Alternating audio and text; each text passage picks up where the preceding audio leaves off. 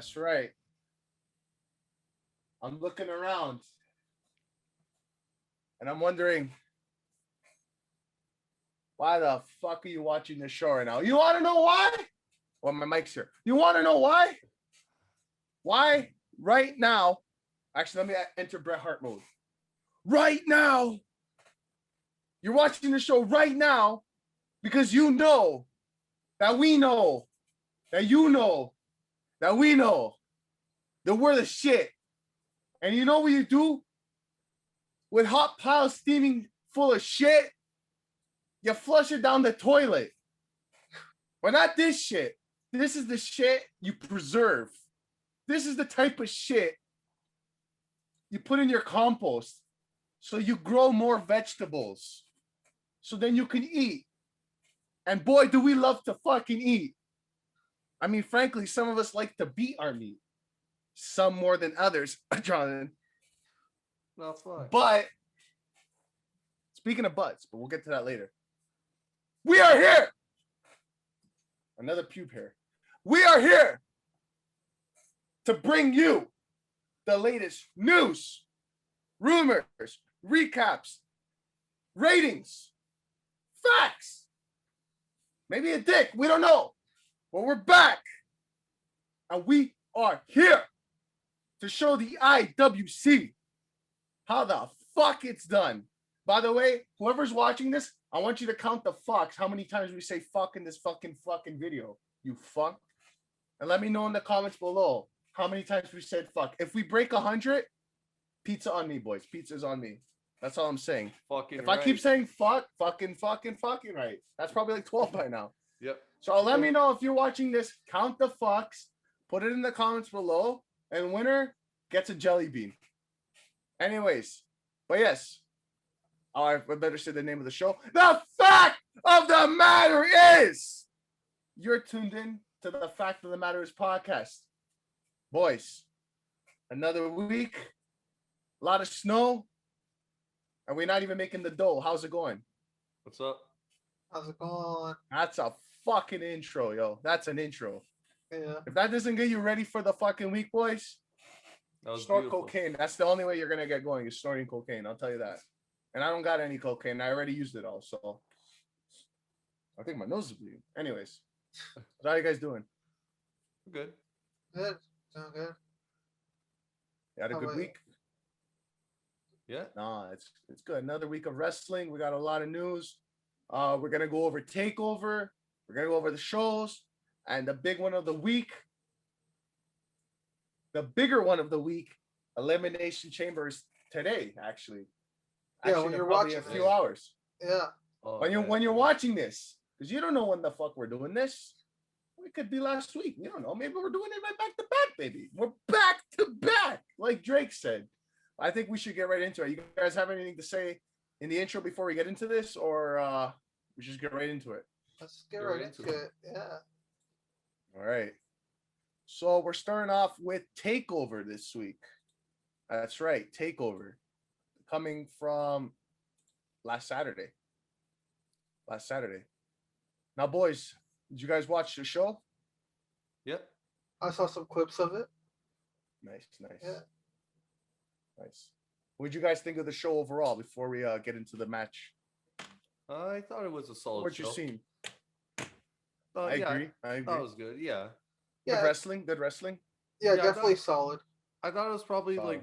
like probably one of their best pandemic takeovers so far for these shows. So it was good. Yeah. Yeah, good wrestling. Definitely looking forward to talking about it some more. Yeah. All right, let's get into it. So we got opening up the show. We had Dakota Kai and Raquel Gonzalez versus Ember Moon and Shotzi, not the Nazi Blackheart, in the Women's Dusty Rhodes Tag Team Classic Final, where we ended up having the Kai and Gonzalez defeating Moon and Blackheart, or Blackfart. Nazi Blackfart, that should be her name. So cool. Then we had the North American Championship match, Johnny Gargano, aka Johnny Wrestling, aka Johnny Takeover, aka Johnny John versus Kushida. And winner of this match was Gargano, beating Kushida via pinfall to retain the title. Then we had the Grizzled Young Veterans, or as I like to call them, the Grizzled Young Get the Fuck Off My TV, versus MSK in the Dusty Rhodes Tag Team Classic Men's Finals, where MSK defeated the Grizzled Young Faggots to become the Dusty Rhodes Tag Team Classic winner of 2020. Uno. Then we have the Women's Championship match, the NXT Women's Championship match. Io Shirai, or as I like to call her, Mio Shirai, versus Toni Storm and Mercedes Martinez in a triple threat. Shirai won. All right. NXT Championship match, which was the main event. We had Finn Balor, No Demon Balor versus the UK Pete Dunne. Balor won. And then to end the show, Oni Lorcan and Danny Burch attacked Balor. Undisputed Era came in for the save. And then O'Reilly was basically like, you can trust Balor. I don't know. It looked like he wanted Balor to join the Undisputed Era. So they all lined up hitting the signature Undisputed Era pose, where it ended up Adam Cole super kicked O'Reilly and Balor, or I don't know what the hell happened. He super kicked Balor and then O'Reilly. Balor and O'Reilly, yeah. And Strong's like, what the fuck? They went off the show. Basically, everyone was like, oh my God, Undisputed Era is fucked. Quickly, I guess I'll start with my thoughts before we say anything. The men's tag team classic finals, both matches, both winners were in my opinion, the right people to win. And nothing more to say to that. Johnny Gargano versus Kushida. I really wanted Kushida to win. For me, this match was match of the night. I really wanted Kushida to win because the whole time I was telling Johnny when I was watching the show, then I was like, if Kushida doesn't win, he's gonna go back to Japan. So he's going back to Japan now, I think. And Grizzly Young Veterans suck. I don't like them. They're generic. Generic 1 and Generic 2 made a tag team, and now they should just be called the El Genericos. Shout out Sami Zayn. And Balor Pete Dunne. It's all right. I liked it. What did you think? Let's go with Johnathan. Johnathan, what did you think? Okay, so few points here. Adam Cole's heel turn. It was I liked what they did a little bit, but I felt like it could have been done better. I don't know what it was. I felt like just doing a super kick wasn't enough for like a heel turn. Then what we saw in NXT, which we'll get to after, was better. I don't know. I felt like it was very weak. I just didn't like it. I felt like they could have done it just better. I don't know. But they rectified a little bit on NXT. The women's tag match, I gotta say, probably one of the best women's matches of the year so far. I can't lie. That was a damn good match. I like Dakota and Raquel winning. I think Raquel's came a long way. She's got a lot better. So it's good to see that they won. They deserved it. So it's good to see that. MSK, rightfully winning this match. They're a great team. And honestly, like, we look at NXT's tag division, I feel like it's very weak, but with these guys being there, they can build that division up with those guys. Like, they're a really good team. And I do agree with the Grizzled Young Veterans. They're terrible. I just don't like them at all. They're boring, like you said, generic. But yeah, but still a good match, more because of MSK. But yeah, that's my reasoning for that. And I have to say this, Johnny Gargano, I told you guys this, I think it was last week. Johnny Takeover, man. He proved why he has that name. Kushida and Johnny Gargano, in my opinion, delivered one of the best matches of the year so far. That was a fucking great match with the North American title on the line.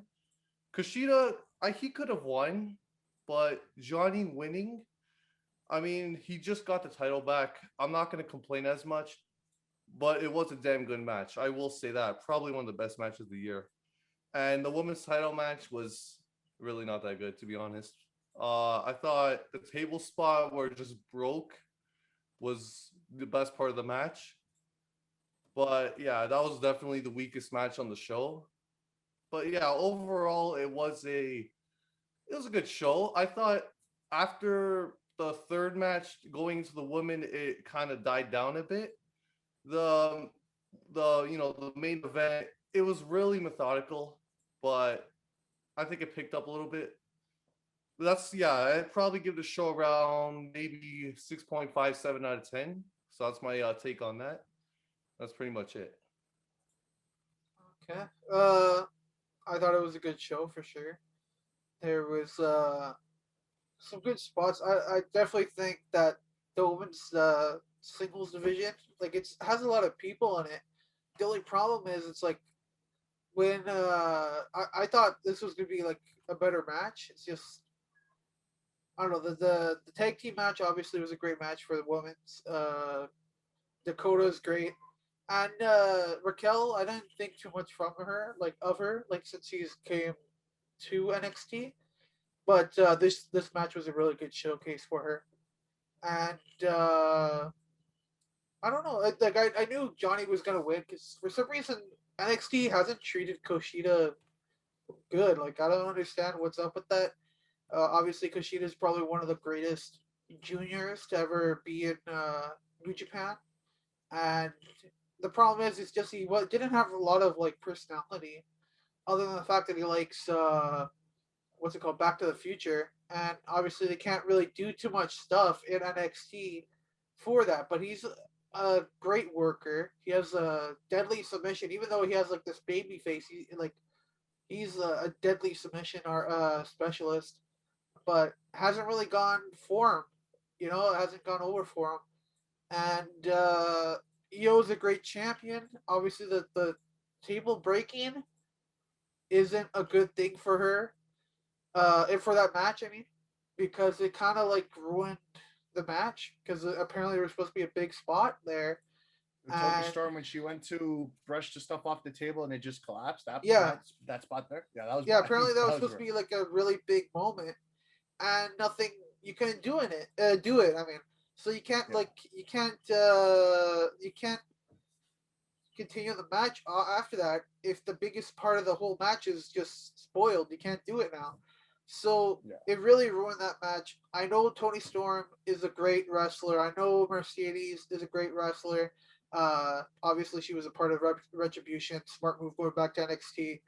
And Io's probably one of the best NXT women's wrestlers of all time. She's up there with Asuka, with Charlotte, with Bailey. Bailey's running. NXT was great, obviously. And MSK, I don't know what to think about them.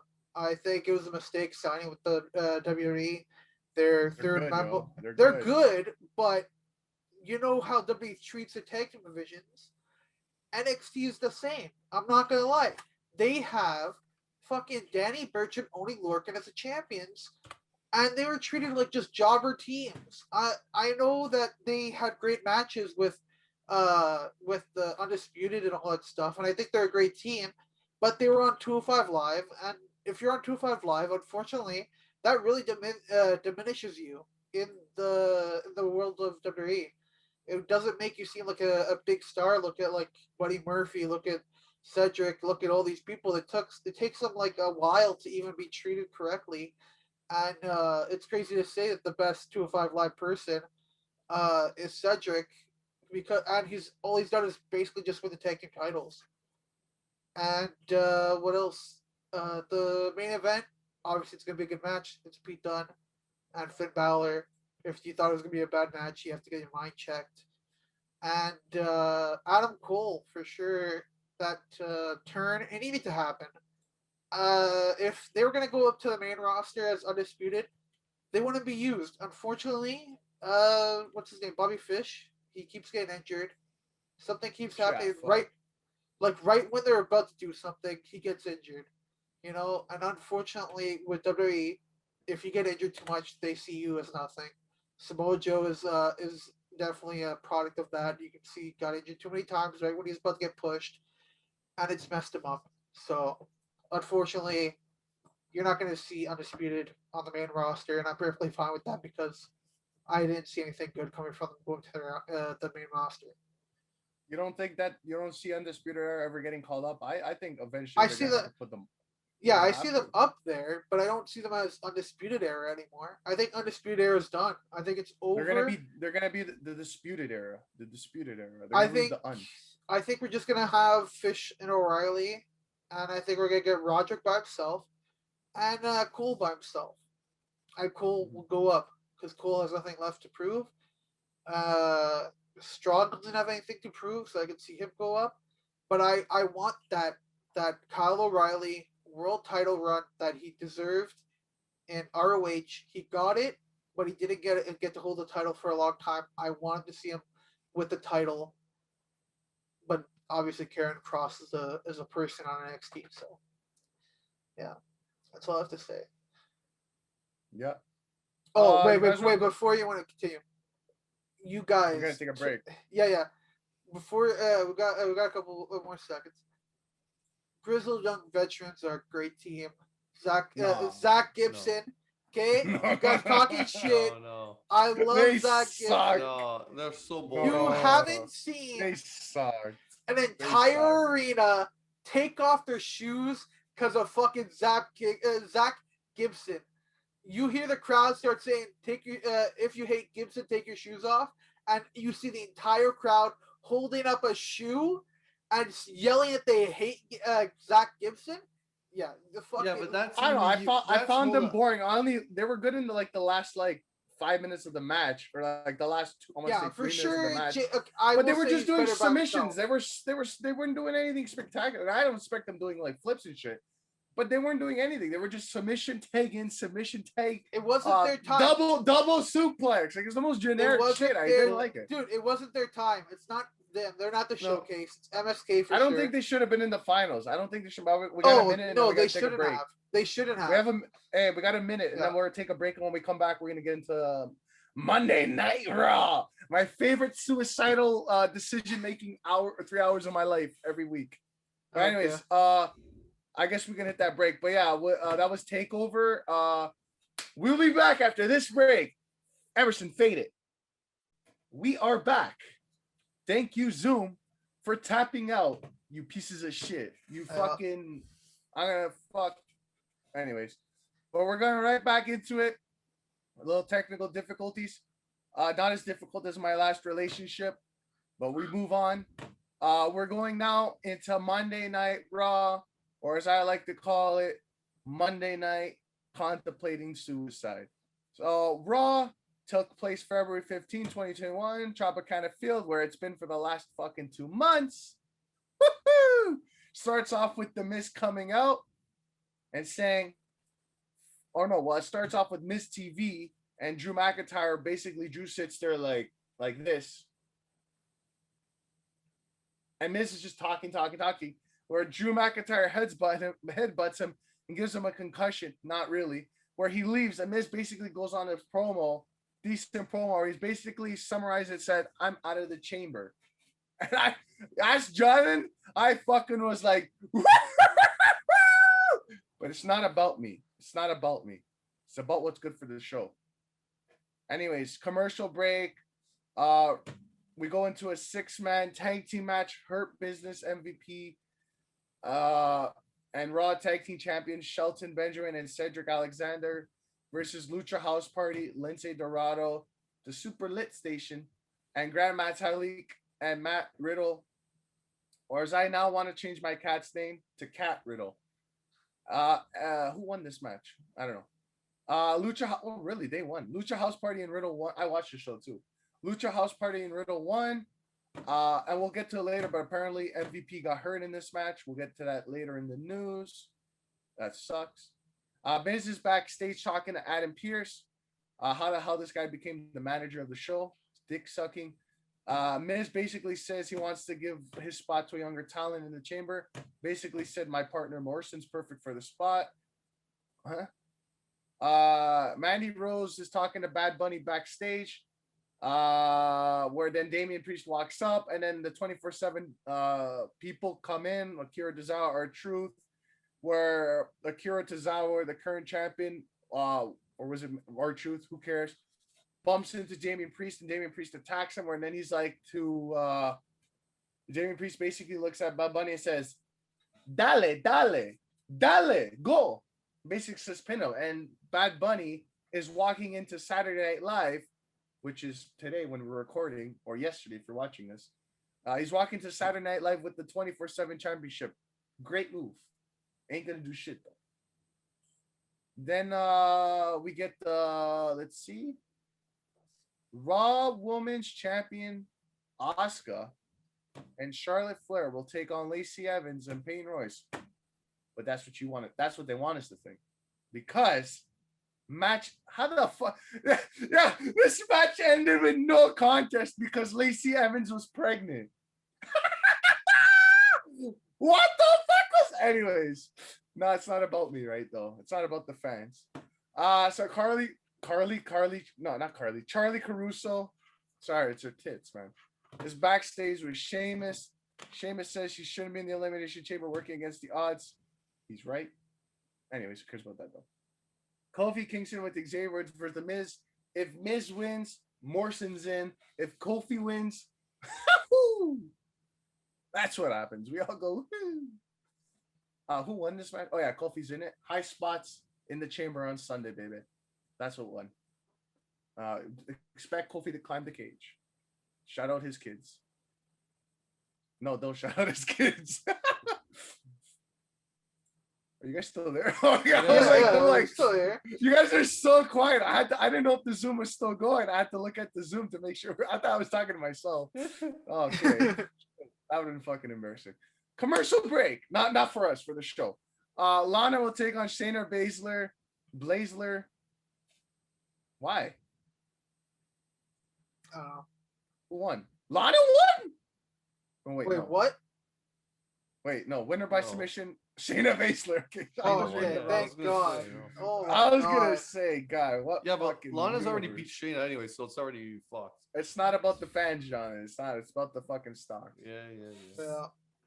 And then it led into nobody cares. AJ Styles versus not AJ Styles versus almost AJ Styles with almost versus Kofi. Oh, okay, this was the gauntlet match, the 1 hour every year, the yearly Elimination Chamber participants, where they have a gauntlet match with all 6 participants, and we all say, "Great, we can go to bed 1 hour early." Woohoo! Sheamus won, so he's gonna take the last spot in the chamber match. Does it really matter at the end of the day because it's all pre-booked, predetermined? You could have been number 1. You could have won. It don't matter. But yeah, Sheamus won. Did any of us really won though? No. And my thoughts on the show is what I say every fucking week. This show fucking sucked. And now I didn't even say my whole. So the show sucked. The only thing I actually liked was Bad Bunny winning a title because it's probably been his childhood dream. Yeah, and he respects the business. He respects the business. And we'll talk about it in the news later. But apparently he's out of like the couple matches they have written down and set in stone for Mania. Bad Bunny is like one of the ones like, yeah, that guy's got to be at the fucking WrestleMania. So, but yeah, it's probably he's living out his dream. It's good. It's good. I respect him. He stopped the fucking sex and drugs and alcohol to become a champion, and I think that's great. No, it's good. That's what my friend said. My friend, I messaged my friend who likes like that kind of music, the Spanish music. Shout out Paulie, and I was telling him because he's a big fan of that type of music. I'm like, bro, you gotta watch. I was trying to get another view for Raw, but he's not gonna watch it. But I told him, bro, Bad Bunny won a fucking title. Are you gonna watch the show? And he said no. But he goes, if that tweak can win a fucking title, then I can become fucking Mr. Olympia. So, but anyways, that's really all I have. That's how you show how much I care about the actual fucking roster. I care more about the guy who's a celebrity than the actual roster. So that just goes to show this show sucks. Yeah. Emerson, you go first or second because I already went. I don't know, man. It's terrible. It's just I didn't even look at any clips from this because it's like it's so by the numbers. If you explain just in one sentence every single match, I don't need any other context. I don't need to know anything else. It's just like It's nothing. I don't know what their plans are with Raw. Apparently, like, well, we all know this. It's been years. They book it like just before the show starts, and it's anything just to get a rating. They're fucking giving him the belt because he's on Saturday Night Live. He's like, oh look, I'm on Saturday Night Live with the title belt. Oh my god. I will say, happy that they're pushing Damian Priest. I like him. Like I said, I believe last week, I like him way more now than I liked him in ROH. He's definitely his character is more suited to his moveset. To I don't know, it just fits him more. And Lacey Evans, is she actually pregnant? Apparently, it's real. It's a real pregnancy. She is. She is. Apparently, it's real. Yeah. Why the fuck? They're gonna sell it as Ric Flair's baby. Yeah. They're gonna sell it as Ric Flair's baby. Apparently. Why was she on the? I'm the daddy. The ring? I'm the daddy. I don't know.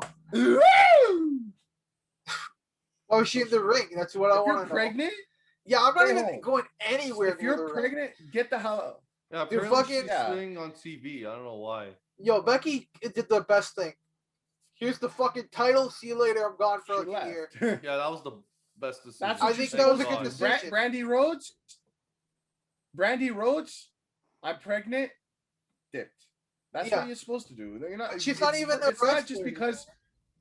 Yeah, but it's not. Really? It's not because it's like we want them off our TV. It's for the safety of them and the kid and you don't want to. You don't know what's gonna happen. You don't want to have a you don't want to fuck up your health and the baby's health. You know what I mean? Who knows? Yeah.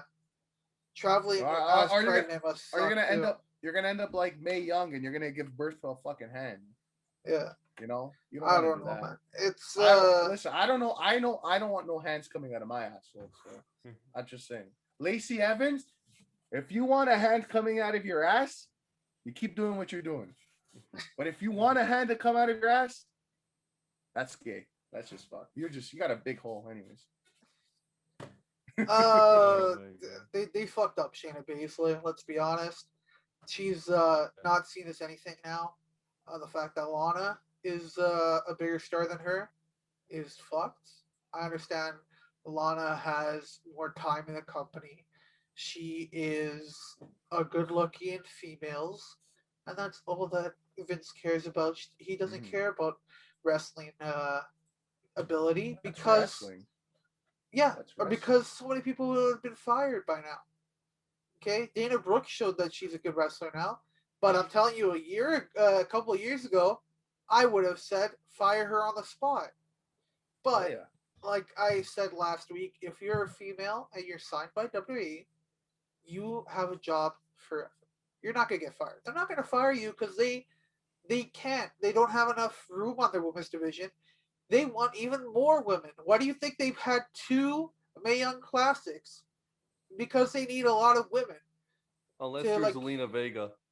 Yeah, but that's a different situation. That's because she didn't listen. She was used as a message. Hey, do what we say or else you're fired. Which, if I were in WWE, I would have been like, fire me, bitch. You won't. AJ Styles should have kept his twitch. You would have been like, fire me. I'll go to AEW tomorrow. You know? So, like, it's fucking stupid. If AJ Styles and, like, who else had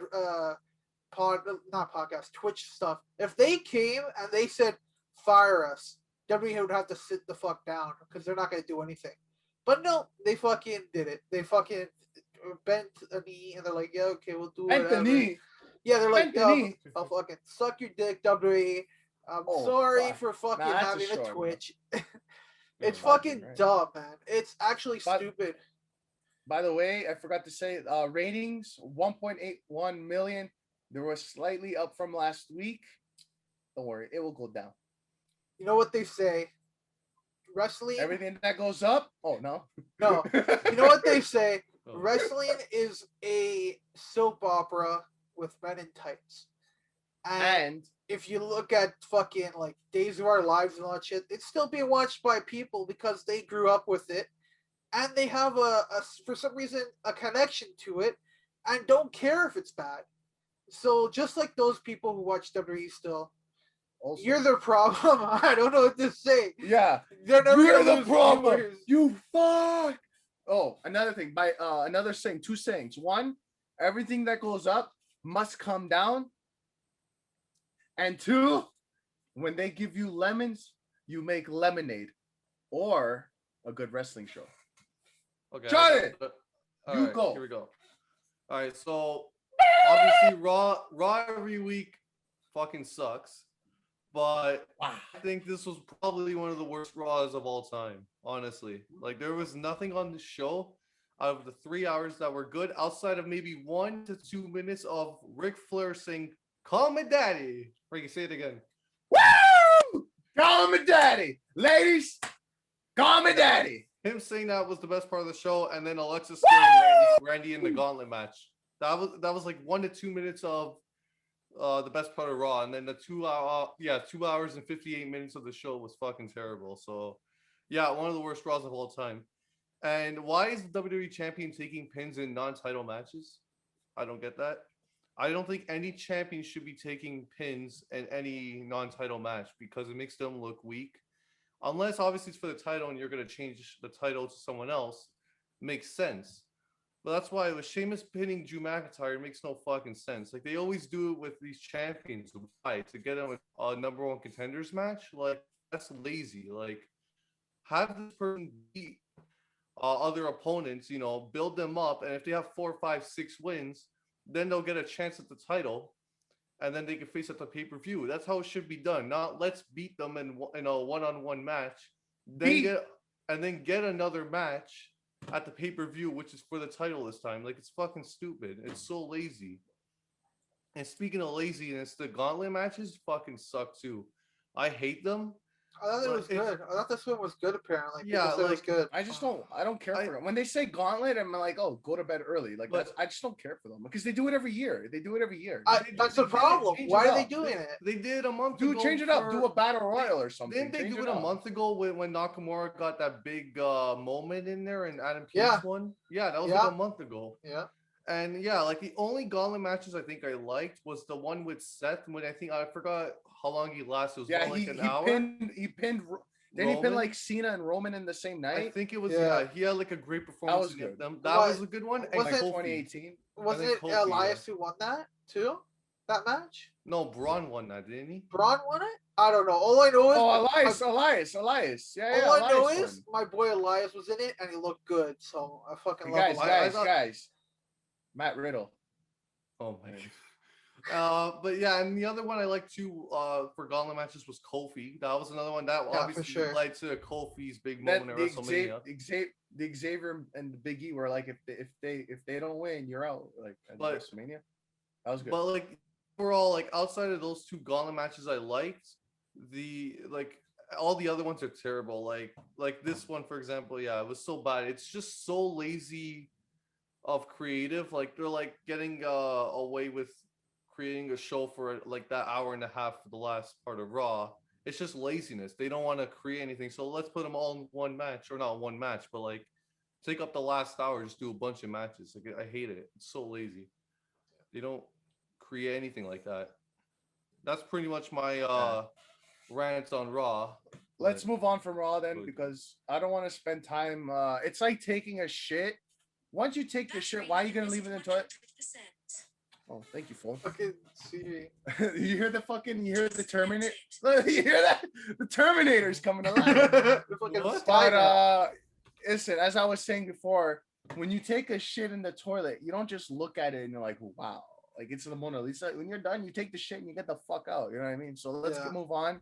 We don't want to spend any more time on shit. We're gonna go into AEW. AEW from this past Wednesday. I'm gonna go with the ratings off the top. 747,000 is a big number, but not that big. Is it down? You know, or is it? I think it's down. Yeah, they were at 8 last week. No. Yeah, I think they went down. But yeah, it was. I'll give my thoughts after because it's not about the fans, or is it? We open up the show right into Hangman Page and Matt Hardy. I will delete you versus TH2, aka the guys better get their shit in because we're never getting booked again. That's what I call them. You can ask Sean. And John, is that true? Yeah. All the time. You just make it sound like I'm lying. Winners, Hangman Page and Matt Hardy. And then what happens? What is Hardy gets on the mic. It says Paige looks like a okay. Why am I reading that? Basically says he basically last week he made him sign. He thought he made Paige sign papers giving like 30% of his income or something like that of AEW income. Yeah. But he goes, look at the footage. I learned from a couple friends of mine that always carry extra stack of papers with you in my pocket. Shout out Dark Order. And then he learns that he actually signed a Matt Hardy and Paige are basically going to fight at Revolution, their next pay-per-view, where if he wins, he gets 100% of Matt Hardy's earnings in the first quarter, which is a lot of fucking money. Well, basically, he goes, Matt Hardy's like dog, dirty dogs. Speaking of dirty dogs, Ryan Nemeth, that's Ziggler's brother. But it basically says, if I win, I get 100% of your. Basically, if he wins, he gets his money. If he wins, he gets his money at Evolution. They're fighting, good booking, but it's not about the fans. And then after Matt Hardy tried to attack him, with the Isaiah Cassidy and the other guy that has crazy hair. Or is that guy? No, Isaiah Cassidy. Private Party, or I was gonna say Private Power. No, Private Party. They come at an attack, and then Dark Order comes up to back up Hangman Page. It was good. It was good. I liked it. Then Santana Ortiz are backstage. They're talking about basically hyping themselves up for their match tonight against the Young Bucks for the titles. And it just ends up where they all doing a promo. MJF is just saying fuck Sammy. Jericho says I never want to hear Sammy's name again. Just basically shitting on Sammy, and then fuck. And then they recapped all the tournament matches from the Japan side of the bracket for the women's tournament. I ain't gonna go through it because I don't know the names. I just end up butchering names. Where it goes into Serena Deeb versus Rio, making her AEW return after a year. The AEW women's title eliminator, Rio won. That's good. Cool. No, it was a good match. It was a good match. But we have Serena Deeb walking out. Happy to be alive. Luther. Happy to have hair, actually. Whoa, hair versus hair. He don't got hair. Luther versus Orange Cassidy. Deep. Yo, Emerson, you got Luther? That's the face of a man who fucks. Versus Orange Cassidy. Orange Cassidy won. Good. Video package of the blah. And then it goes video package of the match, TNT match from last year, Darby Allin, Joey Janela, just showing that. Then we see Sting in the ring with Tony as Taz shows up. Team Taz shows up on the break screen like he does every week. Oh no, that was last week. Oh, they're showing this. They're showing this from last week. Yeah. Where it shows Taz, Brian Cage.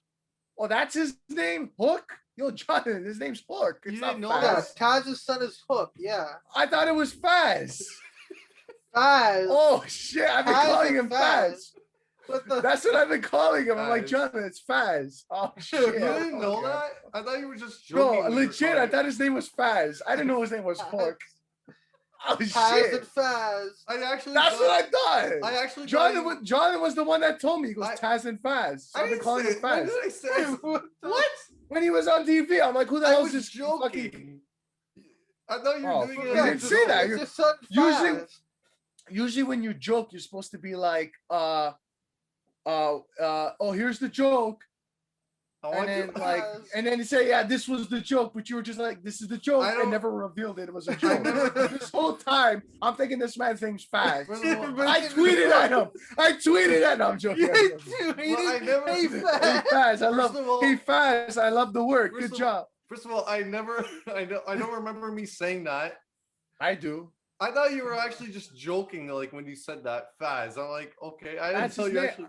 Oh shit! God. I accidentally tweeted. Anyways, so I'm just gonna call him Faz. We gotta go.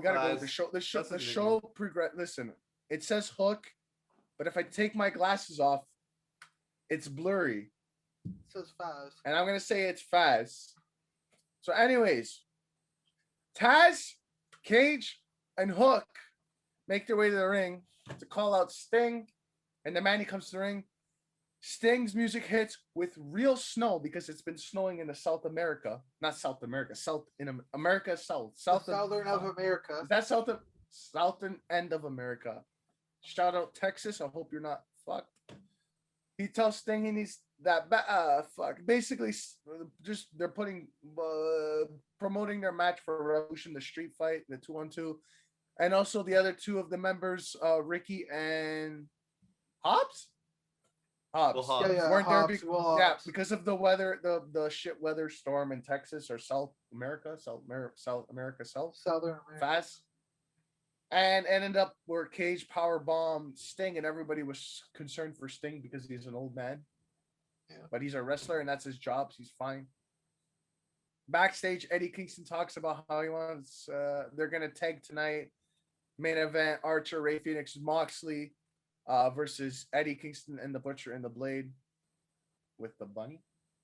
And then they showed a segment of Kenny Omega talking to a classroom of kids. Emerson, did you see this? It was great. Oh, Omega I think I see a little bit. Yeah. It was good. If you didn't watch it. Then we go into the match where made me want to think about cutting myself. I don't know. I was upset. Young Bucks versus Santana and Ortiz for AEW World Tag Team match. You can ask Johnathan. I wanted fucking Proud and Powerful to win this match, and when I seen the Young Bucks win, I was actually so mad because I wanted Santana and Ortiz. So we get them versus Jericho and MJF at Revolution because it's a better story and it could be like the implosion of the Inner Circle. I was so upset, man. Makes sense. Anyways, FTR versus Matt and Mike Sydal. Third eye. You know, winners FTR. Yeah. And I guess I should say this too because I know my mom's gonna be watching this. Mike Sydal is a yoga instructor. Pretty cool. Shout out Mike Sydal because my mom's into that. Not surprised. Moxley, Phoenix, the Murder Hawk versus Eddie Kingston, the Butcher and the Blade, and the Bunny on the outside. Who won this match? I don't even remember. Moxley wins with the paradigm shift on Eddie Kingston, and then they don't even have this in the recap on this website, but I remember where it comes out where the Good Brothers attack Moxley and them or whatever, where it's just Moxley in the ring and they're holding back Moxley, and then Omega and Don Callis comes out, the car salesman. Basically, there's like, you want a match with me or a rematch for the title? And he's got like spit coming out and no fucking care that there's COVID spitting all over Moxley's face. He's going all psycho. He's like, you want a match with me for the Revolution for the title? Like, that's literally what it sounds like. Well, I talked to Tony Khan and it's gonna be a death match, barbed wire, fuck you match or whatever. And I'm like, yo. That's good, yo. That's good. Anyways, I kind of gave my thoughts while I was talking the thing, but I thought the show was okay. Not as good as like last week's, but it still got me a little wet, but not as wet as like enough to fill up my pool, but enough, like halfway, maybe a halfway level of the pool on the moist meter. What? Let's go with Emerson. It's fucking man. I'm so excited for that It's match. fucking man. Are you watching Revolution? Yeah, Are you watching Revolution? Yeah, I'm watching it. I'm so excited for Alright. that death match. I'm legit gonna go back and check out some death matches because like I never thought they were gonna do a Japanese exploding barbed wire death match in I've never AEW. watched one before. I've They're never watched. fucking I've only nuts. seen clips. I've never seen one. It's good. Yeah, I've right? never seen a full one, but they're fucking nuts from what it looks But like. is that where the ropes are all like barbed wire or like how is? Yeah, the ropes are barbed wire instead. The ring is gonna explode like with fireworks at some point, or like I don't know how their plans are, like what they are. Whether it's gonna like if they're gonna land on the barbed wire board, it's gonna explode or something. I don't know what their plans are, but I am so excited. I definitely want to see this. Obviously, We So they got. got you to buy the pay-per-view. I was gonna buy it either way, to but now I'm like, Mhm. fuck, man, I'm so excited. But do you normally watch all the AEW pay-per-views? Yeah, the only one I haven't watched live is this past Full Gear because I was behind. I was gonna catch up, but I wasn't like happy with the product with especially with the what's his name? What are the names? The Bucks. I wasn't too excited about that build. Obviously, it was a great match, but this is like I'm so excited for this. I think this is this whole like for like Invisible Hand and like the fucking Bullet Club, all this stuff, everything that's happening now all together has really like hyped me up for this. I love Kenny. I love Mox. I can't wait to see this match. Also, you didn't mention the ladder match. Triple threat ladder match got announced. Oh yeah, true. I have Yeah. it in the news. That's why. Yeah. Yeah, That they announced. match. You want to say it or you want to say? Yeah, I'll the explain it. It's Okay, for the go for it. TNT title, right? Number one contendership, Yeah. I believe. Yeah. At Revolution, number at one contenders, Revolution. ladder match. Yeah. Pentagon, Cody Rhodes, and Scorpio Sky. Scorpio Sky, and apparently they're announcing more people. I think it's going to be 6 people. I think or something. Oh, so it's gonna be like a Money in the Bank type thing. Yeah, Yeah. I think. Yeah. Yeah. So Apparently next week they're doing Lance Archer versus Ray Phoenix for the next spot in the ladder match. Ooh. But how many spots are there? Is there going to be 4? I'm assuming 6. Normally, it's like what? I think 6 it was Yeah, 6. I heard could see 6. 6 because they've done like some stuff. Obviously, it's a Money Bank type thing they're trying to do. I'm not against it. I'm definitely excited. Obviously, Cody's not gonna win because he's already had that feud with Darby. Pentagon versus Darby would be cool. Phoenix versus want Darby. Scorpio. I want Phoenix, man. I want I want Scorpio Phoenix, though. dude. If he wins that match, I'll be so happy. I think Yeah, but- Phoenix is the best wrestler on the planet today. Okay, I usually say that's AJ Styles or Kenny, but he is such a good luchador. He's the best high flyer living. Yeah, Let's be honest. He's better the than Ricochet. Yeah, I used to say Ricochet. Ricochet is probably one of the best if he gets a chance, but If Yeah. he wasn't in because WWE. Phoenix is killing it every single week, him and like Osprey are like attacking each other. Like 1 week Osprey, 1 week Phoenix. You know, it's like Yeah. But right now it's Phoenix. That match against Nick Jackson last year was so good. Like you Oh. could just see everything. Like this guy is way above where he was in Lucha Underground. If he wins that match next week, I'm excited. Yeah, Santana Ortiz definitely would have been cool. Now that you mentioned that match would have been sick, but it's definitely at All Out, not All Out, yeah, All Out. It's probably gonna be Good Brothers versus Bucks. It Young could be a Bucks. Double or Nothing. I don't know, or Still Fighter alright. Fest or whatever. I don't know what their plans are. But All Out's their big pay per view. Supposed to be like their biggest one apparently. I don't know, but whatever. If that happens there or earlier, that's their plans. I understand that they wanted a lot of people wanted to see Proud and Powerful get something. I'm surprised it was their first ever title match. Like a bunch of people have gotten more title matches. And that's it. Yeah. That's all I have to say really. I'm excited for the pay per view. Darby Allin and Sting is gonna be sick versus Yeah, me too. Team Taz. It's gonna be a good match Team too. Taz, Ricky and Brian. Wait, before I go to the thing, one more thing. How is it that AEW makes a like this is a small feud between Adam Page and Matt Hardy, but this is a B like their B It's a feud. mid-card Not feud. even it's not even a B. It's like even lower than that, and But it's it's still so like Good. I'm excited to see that. And WWE, Yeah, but- dude, if it's anything lower than the main event, nobody wants to see that shit. No, It's no, so but did like. But did you see? I feel like the big payoff to this Matt Hardy, Hangman, Dark Order, like they want him to join. They want him to join. Or it's gonna be like the way that Dark Order came out to save Matt Hardy. It makes you want Hangman to join the order and be the leader. Because ever since Brody's death, rest in peace, everybody's like, who's going to be the new leader of Dark Order? And it's like anybody that takes his reins is going to be like, fuck this guy. Nobody can replace him. But I think there's only 2 people that can replace him.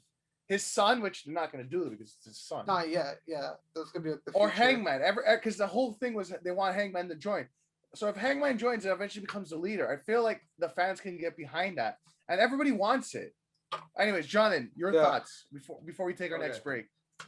Well, okay. Before I get into my serious notes, I got one funny one that Serious notes. Yeah, serious. I'm saying this as a joke.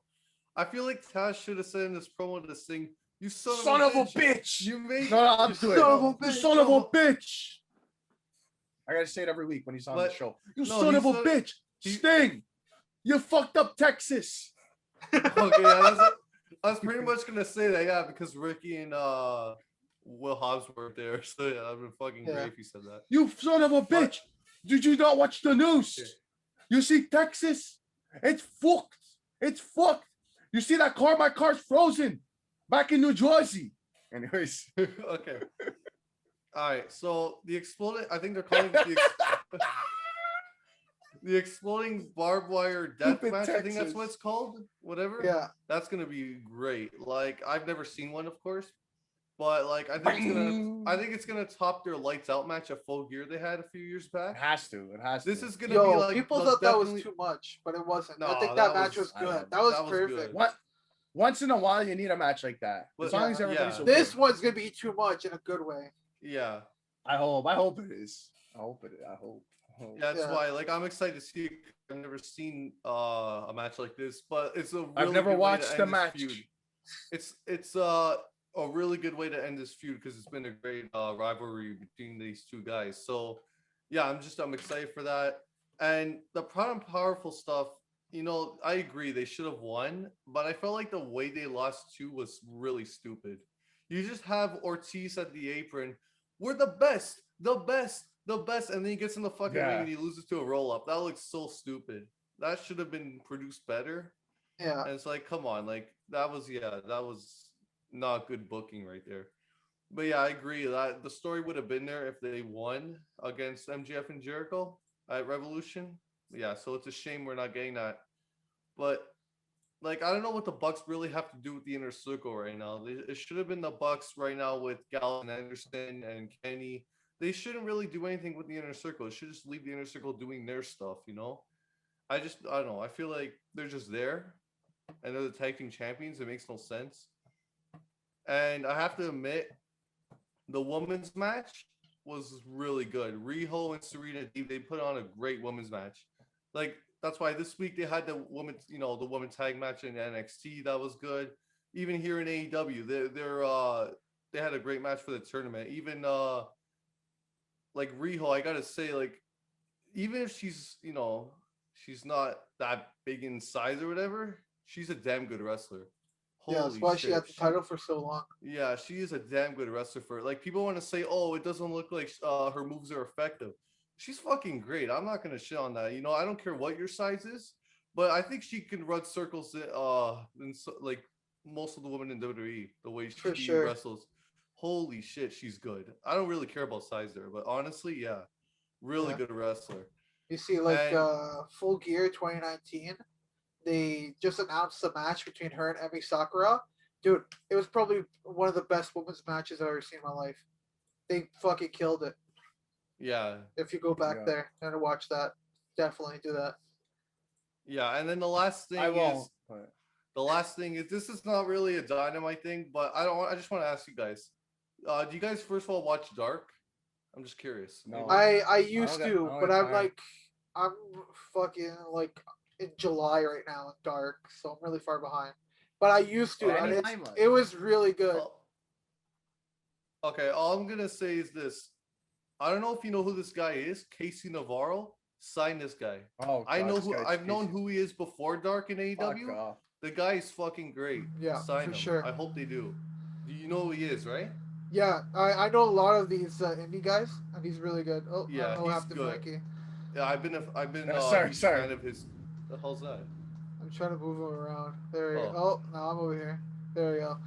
Yeah, I've been a huge fan of his before AEW. I've known who he was, so it's cool to see that he's in on Dark. I hope he gets signed. He's great. Yeah, that's all I gotta say about AEW. It was a decent show, so yeah, that's my notes on that. Yeah, very happy with We're the good. show. Okay, we're gonna take a quick break. When we come back, we gonna talk about NXT quickly because we SmackDown. already talked about Takeover. Yeah. Then SmackDown, and then we're gonna get into some facts, some news, and the big topic, the Elimination Chamber predictions. I feel like you're gonna stay tuned because you're gonna have to. All right, we are back, boys. Time to talk NXT. Let's do it quickly though, because we already kind of talked about NXT on Takeover. I watched the show; it was good. I actually enjoyed it this week. NXT rings were 713,000, so they got a big jump up. But everything that comes up must come down. Remember. Oh, and I'm gonna change my picture. We gotta set the mood. We don't. We when we come to the Fact of the Matter is podcast, we always like to set the mood. We don't just go in raw because raw sucks. You gotta lube it up. All right, NXT this past Wednesday, February 17, at the Capitol Wrestling Center, where it's been for the last 2 months. Yeah. So it starts off with Kyle O'Reilly coming out by himself, basically saying, and this was a really good segment. If you haven't watched it, I recommend it. It was pretty cool, pretty good. Kyle O'Reilly comes out, basically wants Adam Cole to come out and explain himself and like, dog, what the fuck? Why you do me like that, dog? Where then it comes, Roderick Strong comes out, and basically he's playing the middleman, like, oh, like he's trying to keep, like, oh, we still could be undisputed. Let's just forgive each other, blah, blah, blah. And then Finn Balor comes out, where he kind of feels out of place here. And he's like, Kyle. No, that's not a fuck. What is he, Irish? Yo, Kyle. No, that's not Irish either. But anyways, he basically said, I need explanation too. All right. Basically, like, yeah, whatever. So where it leads, Danny Burch, Lorcan, and Pete Dunne. What's their tag team name? Which one? I don't know. Pete Lorcan. Dunne and- Do they have a name, or is it Didn't just like they say? Didn't Pat McAfee call them the Kings of NXT or some shit Well, like it that? doesn't I say don't. that here. It says all They their don't have a names. name. They don't have a name. I swear Yo, Pat whoever McAfee was thought- calling him that. I don't know. Yeah, but Who now Pat thought Oni McAfee is Lorcan Yeah, would now he's gone, but still. Yeah. I don't know. But who thought Oni Lorcan would be fucking main eventing NXT? That's crazy. Yeah. Anyways, I like the guy, but whatever. At least they're doing something. Yeah. So Attack Them where it's announced later tonight. It's gonna be a 3-on-3 Balor, Roderick, and O'Reilly versus those 3 other guys I just mentioned. I don't want to read their names because it's gonna take 4 days. Tonight was supposed to be Santos Escobar versus the time, what's his name? The Sand Time guy. What's his name? Kyrian. Karen Cross. Yeah, I don't know why it doesn't say his name. And he basically sent a video to Regal saying, I ain't coming, dog. I didn't know you could do that. That's like if I do that to work, I get fired, But anyways. Yeah, I don't even know why they're feuding, but it's stupid. All right. Yeah. Back at ringside, we get the entrance of Candice LeRae, Indy Hartwell, and Johnny Gargano, but no signs of the prodigal son, Austin Theory. Basically, Johnny did commentary while he had a tag team match: Ember, Shotzi, Nazi, Shotzi, Black Fart, versus the other 2 people I just said again. I ain't gonna say their names again. The Way. But anyways, it led up where it showed during the match. It showed a video on the Titantron of a white sick pedo van, pulling up, and Johnny's like, "What the heck?" And basically went to the back and found Austin Theory, and they were celebrating. But then it got distracted where Hartwell got rolled up, and Moon and not Fartwell. No, what's her name? What was the other one? Fartsy. Not Fartsy. Shotzi. Everybody's name rhymes with fart. So lost. The Way lost, but they're happy to have Theory back. And then we had a fucking thing from Pat McAfee on a plane doing a good promo, basically saying, I don't want to show up to your show because I got shit to do. And I've told you Adam Cole was a dick. I was right. Come back. We need you, Pat McAfee. Anyways, when we returned from a commercial break, who the fuck's this? Mackenzie Mitchell was with Kushida, who hasn't gone back to Japan after Takeover. So apparently he still believes he can win title. Where then we get Malcolm Bivens. Well, they're in the medical room and Kushida's just looking like he's injured from. They're taking care of like lingering injuries from the Takeover match. Where then you get Malcolm Bivens coming up to Kushida and being like, "Dog, I got a guy who wants to fight you tonight." Ah! Leon Ruff defeated Isaiah Swerve Scott via pinfall. Nah. Are you serious? Did Casey that happen? Catanzaro and Kanan. What? The fuck? That actually happened? What the fuck? Leon, fuck, okay. Why are you so upset? Because fucking Scott deserves better. Swerve is fucking great. Are you I don't kidding? care for him. I don't care for him. His hair looks Whoa. like Twizzlers. He reminds me. No, His hair he looks like Twizzlers. He has that ability like Ricochet, that high flying ability. He's that good, honestly. He's good. It's just his I don't hair- like his heel turn. His heel Yeah, I turn don't- sucks. His hair. All I know is his hair makes me want to eat Twizzlers. Casey Catanzaro and Kaden Carter defeated Aaliyah and Jessie Kamea. And then some shit with Xia Lee. Okay. Yeah. Anyways. Fuck, what is this? So then we had all the Dusty Rhodes Classic winners, women and men come out to celebrate. Where it led to the women coming out after the men. And it led a confrontation with not the NXT, the tag team women's champions Nia Jax and Baszler showing up, confronting Raquel Gonzalez. Is it Rhea? Raquel Gonzalez and Dakota Kai. And they're gonna have a match because they won.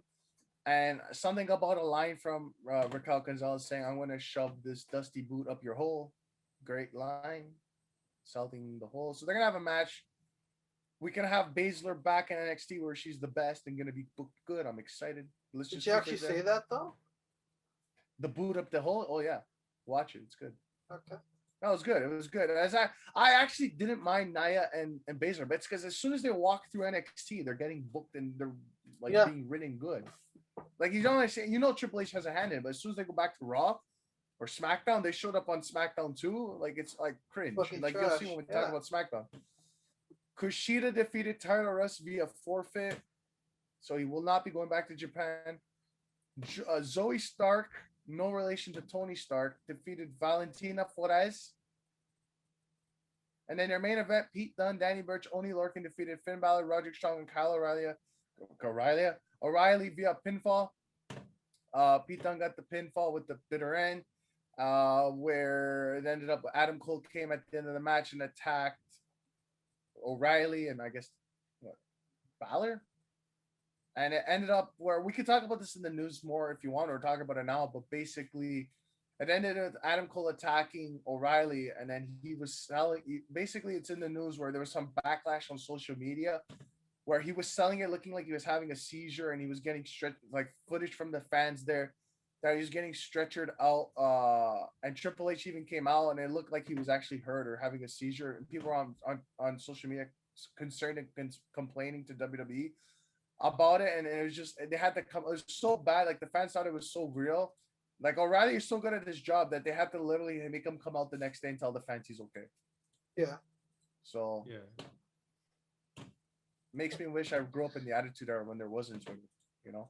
But anyways, so I'll start off with me. I thought this show was a big change. I don't know what it is, but I maybe coming out of Takeover, enjoying Takeover and good wrestling. I was like, let me see NXT, and I'm watching. I'm like I didn't like. I kind of like forwarded like the garbage. Like I don't care for everything, but like the main stuff, I'm like this is pretty good. Like I am enjoying it, and it's a good change of pace. I don't know, like Triple H, maybe he's starting to think we got to step it up because Vince ain't doing it, you know. Yeah. But I enjoyed the show, and it shows in the ratings where they had a big jump. And you know what? Keep it up, NXT. I hope you do good. I don't want to see nobody fail. At least we can get good wrestling and shows on Wednesday, and instead of Monday and Friday. But it was a good change of pace. I enjoyed it.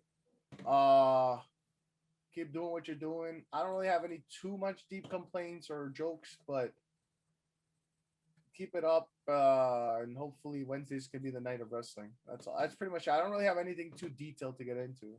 There wasn't anything on the show where it was like directly like, what the hell is this? You know, when I get mad, but Yeah, it was for good. sure. I enjoyed it. It was a good change of pace. I even told John, I'm like, yo, you should watch the show, and he was actually considering. I don't know if he did, but it was to the point where I actually recommended watching it. Like, and if you ask me what did I like better than AEW or NXT, I would say they're both pretty equally good, and it shows in the rating. They had almost a similar number, so it was good. Yeah. And we'll go with Emerson. Emerson, what do you got to say? Well, definitely they're coming off a big takeover. Their past couple takeovers haven't been like too interesting, especially what's it called? It was the one in June last year. In your house, like a lot of people like came out of that like it wasn't that great. So like this is a good comeback for takeovers. I don't know what's happening with Frankie's thing. Sorry. It's okay. Um, yeah, it's definitely good to see NXT doing better. I don't really care for the way that whole faction. I don't know what to really think about it. I'm not watching NXT right now. I'm catching a little bit of stuff now, especially since it's getting a little better. Very interesting to see Kushida beat Tyler Rust. So they definitely have something for him. I like Kushida. Like I said before, I don't know what their plans are with him going on in the future. And yeah, actually surprised to see that Nia Jackson and Shayna Baszler are gonna do some stuff down there. I believe you said last week that the winners of the Dusty Rhodes Classics were getting title shots. Get a tag team shot, yeah. So Yeah. MSK will be fighting for, Danny Burch and thing for the titles. Hopefully they win. Yeah. I really like MSK. And did you see I don't know, it kind of is a meme now where they're eating popcorn with the Beth Phoenix in the corner watching the woman tag team just go back at it, and it was just hilarious. They're so charismatic. I think they're good. Yeah, for sure. They're good. Well, I just hope I want him to win the titles. I don't really like Danny Burch and Only Lorcan, to be honest. Yeah, I'm happy to see that they're going to be used at least. Yeah, I don't know. It's going okay. Obviously, the main event stuff is interesting with Adam Cole and Kyle O'Reilly. Everybody's really into that stuff. That's the reason why everybody really tuned in this week. We'll definitely see them up there next week as well, just because of the fallout from that brainbuster on the steps for sure. And I don't think there's anything else that I was really too into other than that. From what I heard, fucking, why did Leon Ruff beat Swerve Scott? Why? Swerve. Why? Like it doesn't make any sense. But is Swerve good? Like I don't even know. Like is Swerve good? Swerve is a great wrestler. If you want to see a good match from him, check out him versus Matt Riddle for the MLW World Title. It's a great match, probably one of the best matches I've seen. Just seeing what's it called? Matt Riddle going for the bro to sleep, and somehow Swerve turned it into a double stomp. How does that work? I don't fucking know. You have to check that clip out. It's a really sick clip. And you gotta tune in to find out. I'll just give fucking recommendations for great matches if you guys want every week. Go check out that match. Do that, you can. Yeah, there's right now. Emerson. I won't. Well, I'm doing a podcast. I can't, but yeah, maybe I will after. Emerson's what's called indie match of the week. Swerve. What's his name? Shane Strickland. Swerve versus Matt Riddle. That's Isaiah Swerve Scott's original name. For the MLW World Title, go check that match out. Great match, and you'll see why Leon Ruff beating him is a fucking travesty. Okay, Johnathan, I'm done. That's all I have to say. I'm actually pissed off. Hit him with the facts. What did you think? Okay, well, I won't be shitting on NXT that much this week. They've been better. It's not going to be like the last 2 weeks. So, no, it's not going to be that. All right. I have two more points about NXT. All I got to say is Kyle O'Reilly, like you said before, he should win the world title one day. He's great, and he's got to be one of the best sellers in the business, especially with that spot where everyone thought he had a seizure. Yeah. He's just damn good, honestly. And Finn Balor's promos, man, I don't know what it is. I feel like it's just his promos are weird. I don't know what it is. It's just I swear he just says the same shit over and over again. I don't know what it is. I just don't get it. Balor? Balor. Yeah, I don't know. What do you guys Riley? think? Riley, Like you don't want to look for me, but I look for you. I don't know, something like that. I can't do Irish was accent. like- I wish I could. like I remember one week he was talking about fucking like chases the cat and goes after the snake. I don't know what the fuck he was saying. Something about animals. And the dog fucks the cat and the fat. I don't know. Something about animals. And I don't know if you guys Fucks the heard cat. his promo. I think he was saying that to fucking I forgot who he said it to, but it was I don't get his promos. They're weird. I don't know. He's gotta work on that. I don't Dog get him. fucks the cat. The cat fucks the Yeah. dog. And I'm champion. He's like the mouse plays with the fucking cat. I don't fucking know. Oh, it was good. I I don't know if you enjoyed guys it. heard Like, bestiality porn, my favorite. Yeah, I don't know. That's a Finn promo for you. I don't get it.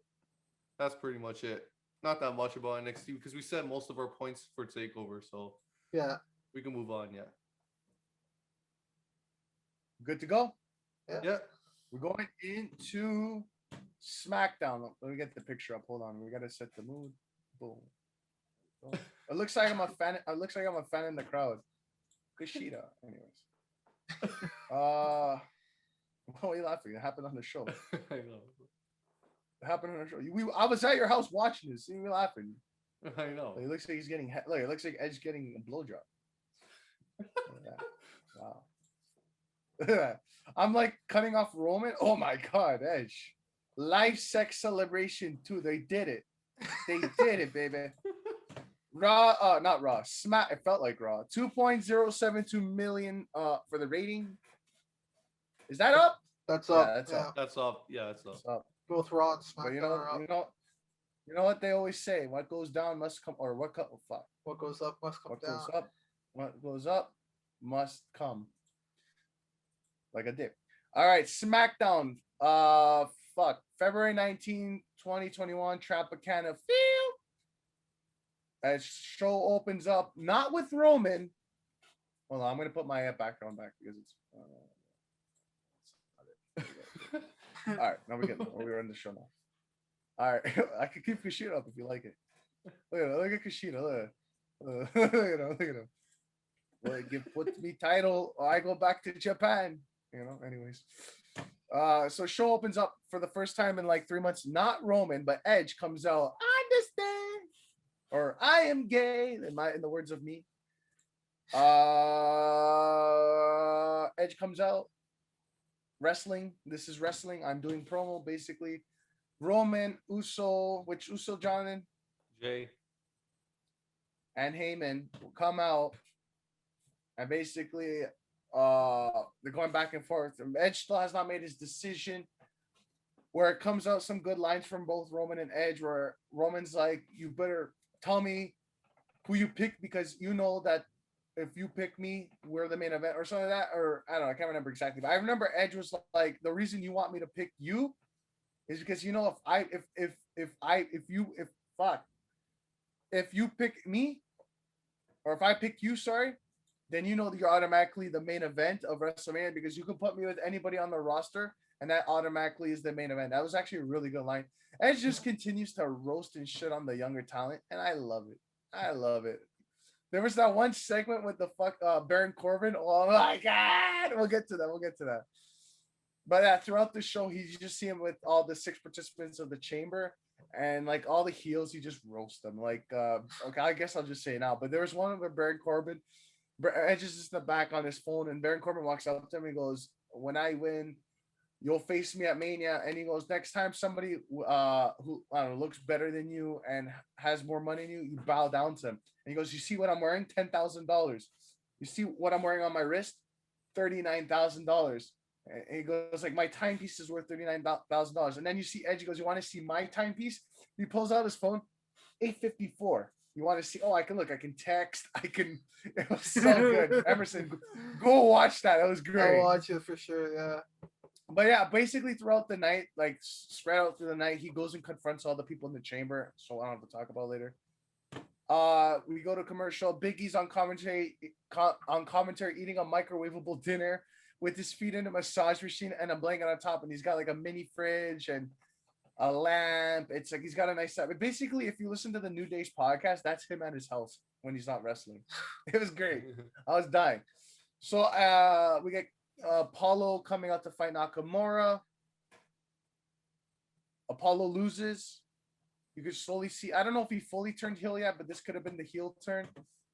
Where Nakamura won, so he started attacking Nakamura. I was gonna hit him with the stairs, and Biggie's like, "No, walk away." It was really good.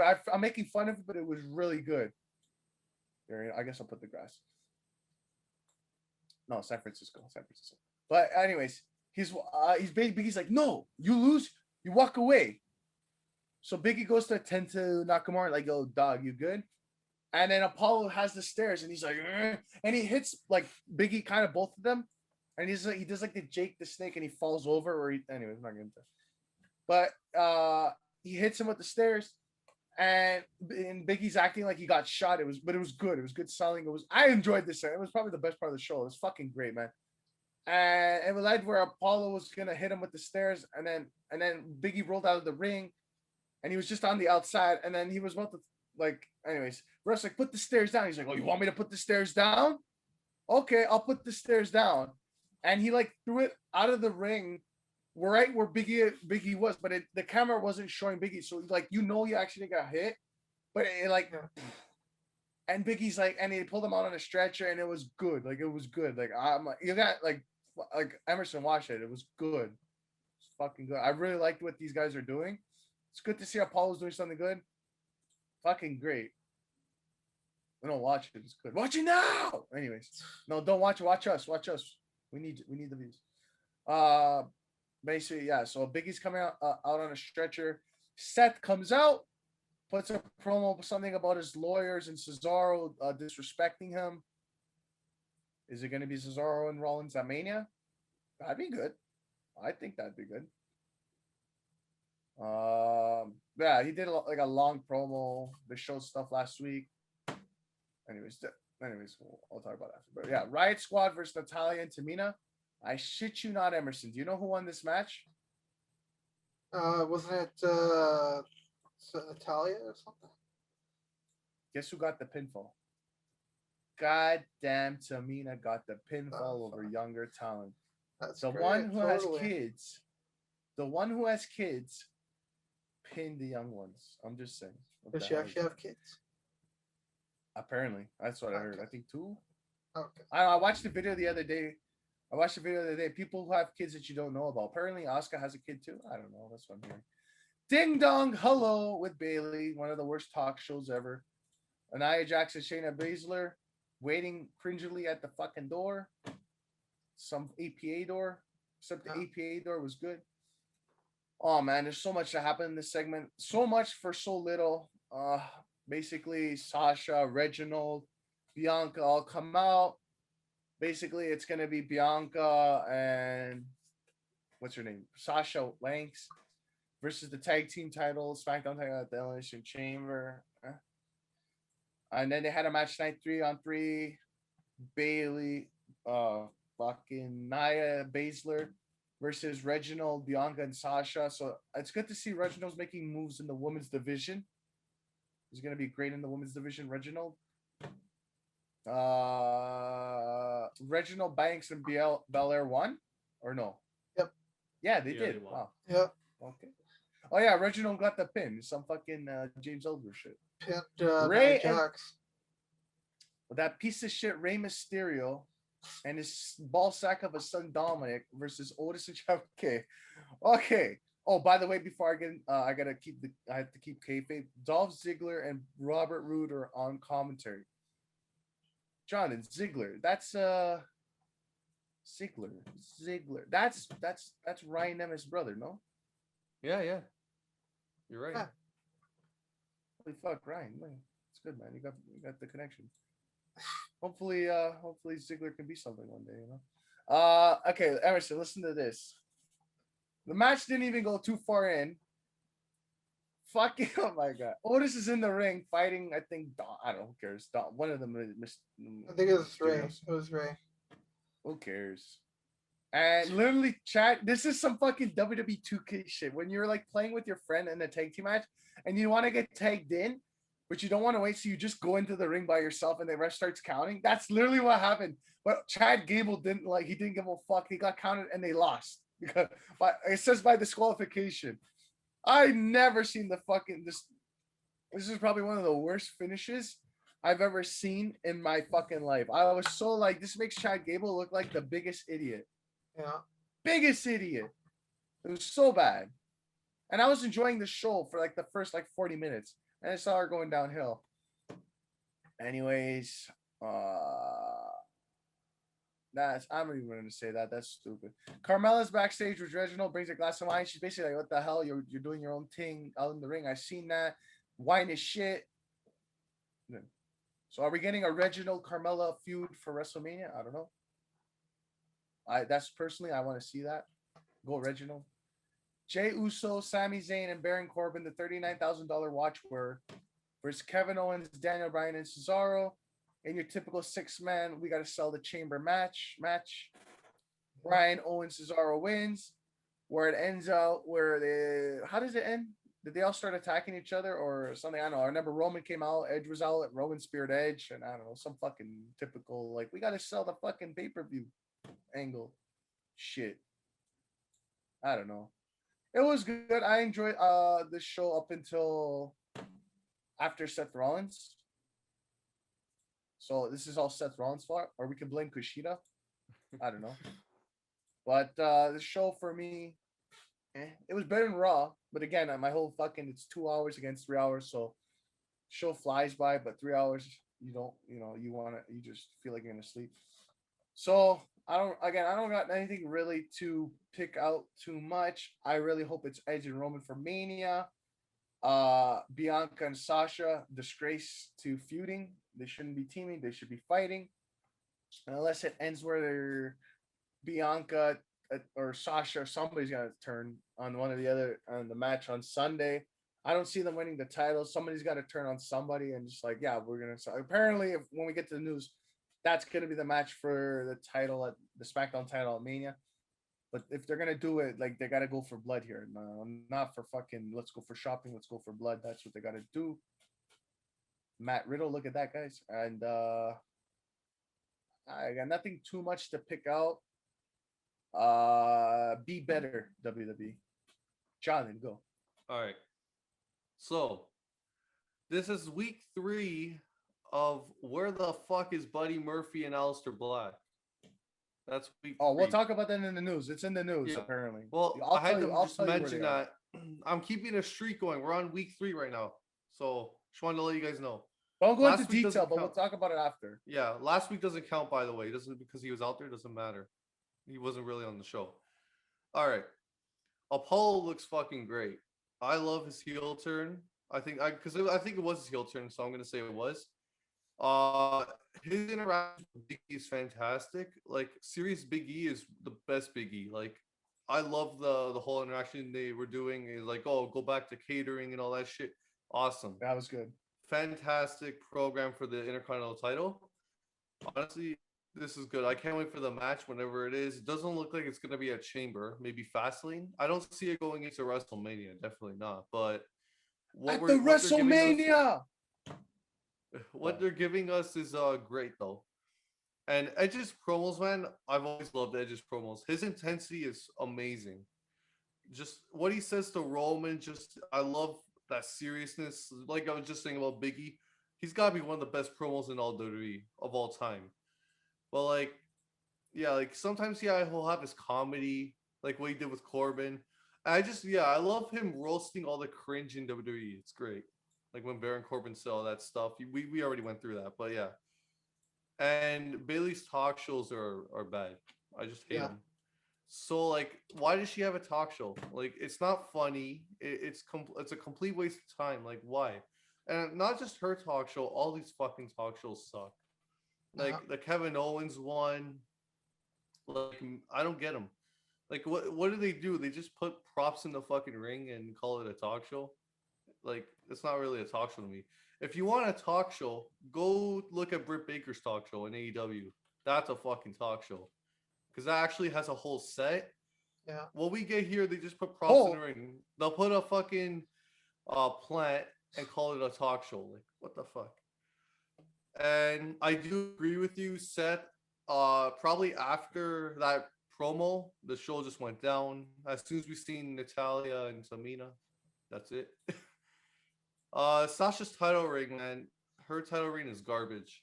I don't know. He's been like we've just been getting Carmella. I just don't like it at all, and that's pretty much what we're gonna get with her reign because she's gonna probably drop to Bianca. I don't know. I don't like it. Everyone says, oh, she got past the 30 days because she's never held a title past a month. Yeah, and I'm not liking her reign at all, even after 30 days. Just she's not good as champion. I never liked it. Take the belt off her. That's it. And the last thing is at WrestleMania, I hope this is what they're leading to. Bryan and Rollins, that should be the match.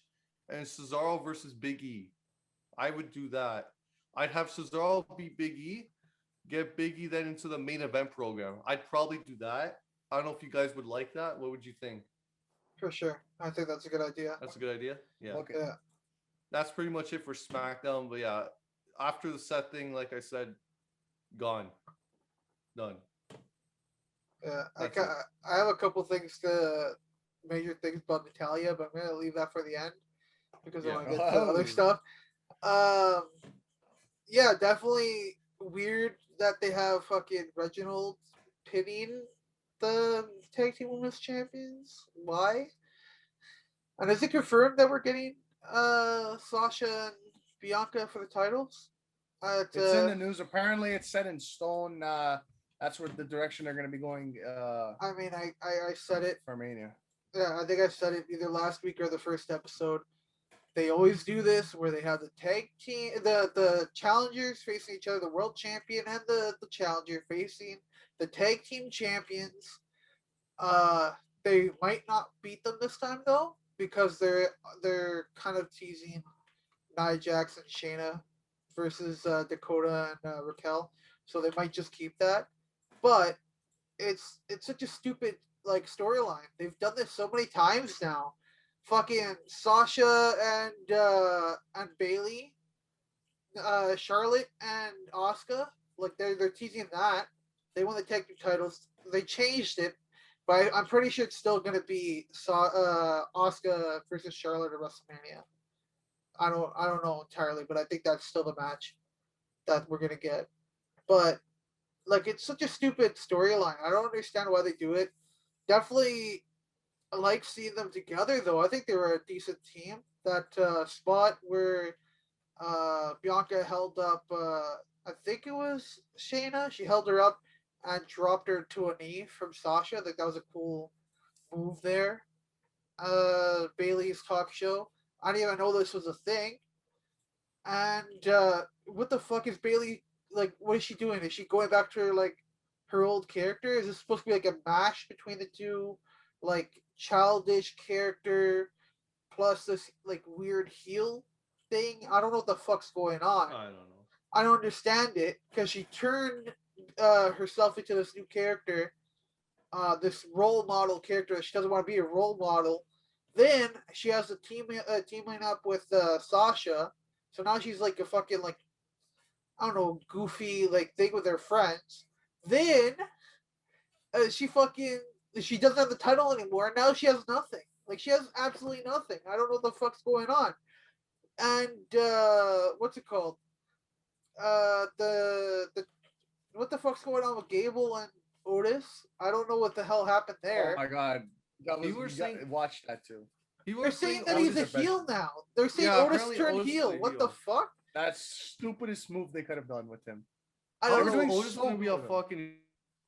How is that gonna come off? Another thing I noticed too, and they mentioned it on commentary because they had the Ryan Nemeth's brother on commentary. Yeah. And they're like, "Oh, you've had history with with Otis in the past, and it's like, yeah, why is he not going to kill him on commentary? You fucking try to take his girl, you know what I mean? If I seen a guy that tried to take my girl or took my girl, and I see that guy on the streets, that guy's gonna end up in the hospital, no matter what. You try to take my girl. Legit. There's no. If this was AEW, they definitely do something like that. Yeah. But like there's no common sense. Legit. Try to take my they girl. dropped that whole storyline. Yeah. They dropped the whole thing. That was the biggest storyline of 2020 going into WrestleMania. Exactly. Then they split them apart for no reason, and now nothing is happening. So it's like, what was the point of giving him the fucking briefcase in the first place? You ended fucking another tag team, and fucking Mandy Rose is doing fucking nothing now. Yeah, and they want to act. They make us act like we're stupid, like we don't know. Like we know there's history between these people, but you do nothing. If this was AEW, they would have it in the match where you would have like Otis. If Otis and Ziggler were in that company, they'd have it during Otis's match. They wouldn't make a big deal of it, but they make it like if they're fighting near the commentary chairs and Ziggler's on commentary, he'd slap him and be like, "Oh, that must have been because he tried to steal his girl." Something, because that's the story. And they never made amends where like, it's okay, you tried to take my girl, fuck bitches, get money, we're friends. Like nothing like that. Dude, legit. Like, they make us seem like we're fucking idiots. Here's a picture of Kushida again.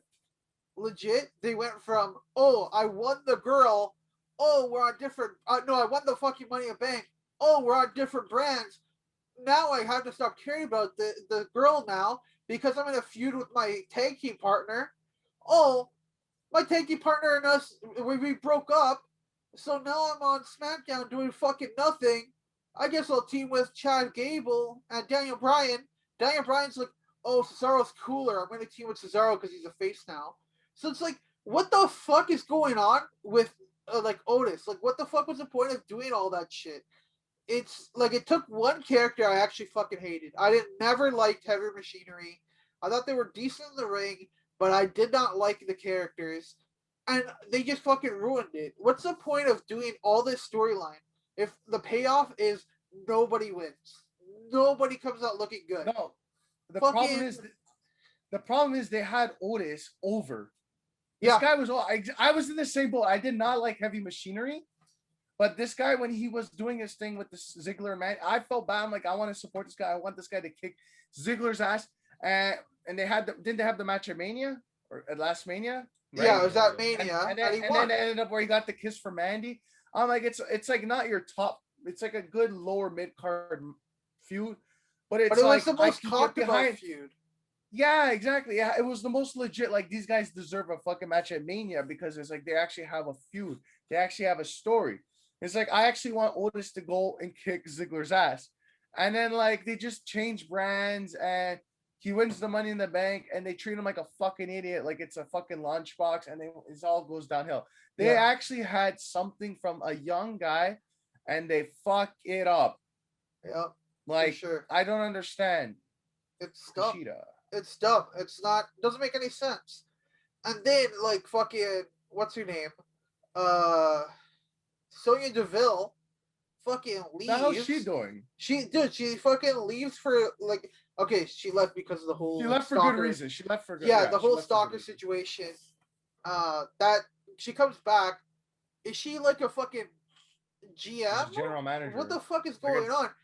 She had this whole thing. Yeah, they fucked her up. Yeah, she had this thing on, I don't know if it was on the actual show, but I've seen it on Twitter, where she's like, I want to see passion from the men and women. I want to see this. You have to show me. We're going into WrestleMania. You have to show me this. It's like, what the fuck are you doing, though? It's like, you're not going to see passion or anything, because fucking WWE doesn't care. After that feud with Mandy, they actually had, like, some, like, they could She was good. They could have, like, they had money in her and they fucked it up. She could have came back. I would have had her come back at the Rumble and look good in the Rumble. I would have her win it, but I would have had her look good in that. And she would have been a really good heel on SmackDown for the women. They need that. But they didn't want to do it. They brought her back as a GM. Let me ask you this. I don't fucking get it. Let me ask you this. I'm going to give you guys a few superstars' names, wrestlers' names. When I'm done saying the names, I want you to tell me what these superstars have in common. Okay? And these people are either on SmackDown or were drafted to SmackDown or on the current roster. Okay? Otis. Or let me say all the names. Otis. Yeah. Bobby Roode. Yeah. Ziggler. Yeah. Murphy. Yeah. Aleister Black. Yeah. Sonya. Who else? Who else can I put in there? Who else? Was Zelina? Zelina was SmackDown. So I'm gonna put Zelina in there. And probably another fucking 10 people that are coming to mind. What are all these people on SmackDown or were on SmackDown have in common? Dude, they can be used better. They Yeah. have the potential. And, they have so much. They've been potential fucked. to They've be been top- fucked. They got fucked up. They Yeah. have potential They're to all- be big they all- stars. Yeah. These people were all fucking good and Now they suck. people you fans can get behind, and now they all got fucked. And now they're shit, and now I don't give a fuck about any single one of those people. But before, at one point in my life, at my 24 years and 11 months on this fucking earth, like San Francisco, I actually gave a fuck about these people once, at least once in my life. And now I don't give a single fuck about. Yeah. You know? For And sure. it's sad. How Don't the forget fuck you Ricochet. fuck? No, that's He's another not one. on. He's not on SmackDown. You Oh, idiot. you we're only talking about see SmackDown right now. We're talking I about thought you were talking SmackDown. about Raw too. That's another story. That's another chapter. But it's just fucking pathetic how you have people that are actually fucking over, and you Yep. take those people and you bring them down. You look at AEW and you got a guy like Orange Cassidy that's on this level, and you project him to this level, and Yeah. now maybe he's hovering around this level. But He's he's still not up down there. here. He's still up there. Yeah. He's still, yeah, I wouldn't say he's all the way up where he was when he beat Jericho, but he's around just this level here, if it's showing on camera, if that makes sense. He's like, he was at like 120 when he beat Jericho, and now he's about like a 190, 185. And he started the company at like a 30, 40. Yeah. But you got guys like Otis that were like at a 20, 30, got up to like a 90, 80, and now are fucking probably like a negative 1000, like 10,000. Like, it's embarrassing. Like, I For don't know sure. how you fuck that up. It's Are we so, done it's about- are we- simple. I got one more thing. Okay. John, I can't remember. Did Jonathan go? Yeah. Yeah, I said all my points about it. Hey, Kushida. Go ahead. Fucking talking about that fucking thing with Sonya. Another thing I see on Twitter. This is I think about a week ago. Fucking Natalia comes on. Oh, It's black and white. Everything is like, black. oh my, no, the video is black and white. She's, it's serious, supposed to be serious. She's coming in like, I've been here for all these years, and I've been letting all the young talent get ahead of me because, I'm a teacher, I'm this, but not anymore. I'm not gonna let them walk over me anymore. Because I'm gonna go out there and I'm gonna get what's mine, all this shit. And I'm like, this is great and all, but all I'm thinking about is that fucking WWE logo in the bottom right corner, and I don't believe a fucking thing you're saying, because on SmackDown you're teaming with fucking Tamina. What the fuck? Tamina is where all the women's storylines go to die. Once it gets to Tamina, it's over. Your storyline's over. Like, you fucking suck. You're gonna do nothing. I don't know what the fuck that even was, because now she's in the fucking tag team women's division, and that is the worst division to be on. I'm sorry, it's the worst division to be in, because like, you're going nowhere. Who cares if you win the fucking title? I don't know. I don't know what this whole thing was, but it's just a waste of time, and you're going nowhere with Tamina, and I don't know. It's fucking stupid. Like, you can't come out here and pretend like you have any say in the matter. Vince is gonna forget that you did that promo, like, right after he watches it. He's like, oh, so Becky is coming back soon or something like that. I don't care about this, or I don't care about that. I'm waiting for other people. I'm fucking talking about Bianca Belair versus Sasha Banks, but they're not really facing yet because they're not doing it. Like, all these things are going on, and it's such a waste of time. I don't know what's going on with the women's divisions anywhere other than NXT. They know what they're doing. Raw and SmackDown, they don't have any. Somewhat. Yeah, Still could be better. I don't know what the plan's going. It's the best, but it's not the best. Well, I have we have news on the Natalia thing. I have a rant I gotta do later on WWE's women's division. Let's so when we hear get it to afterwards. yeah. Did you? I can't remember, John. You talked about your part Smackdown, of Smackdown. Yeah. Okay. So that's the end of the reviews. Then the reviews. We're gonna be going in. Do I still have Natalia as my background? Yes, I do. Yes. Yeah, so that's the end of the recaps. We are going to go into a new segment that we've came. Oh wait, I got a picture for it. Hold on, let me get it up here. We got a new segment. It's called that looks good. Facts matter. Oh, you didn't know?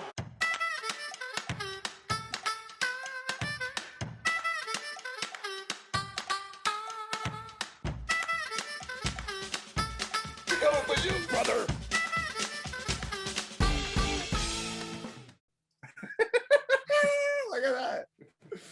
Look at that.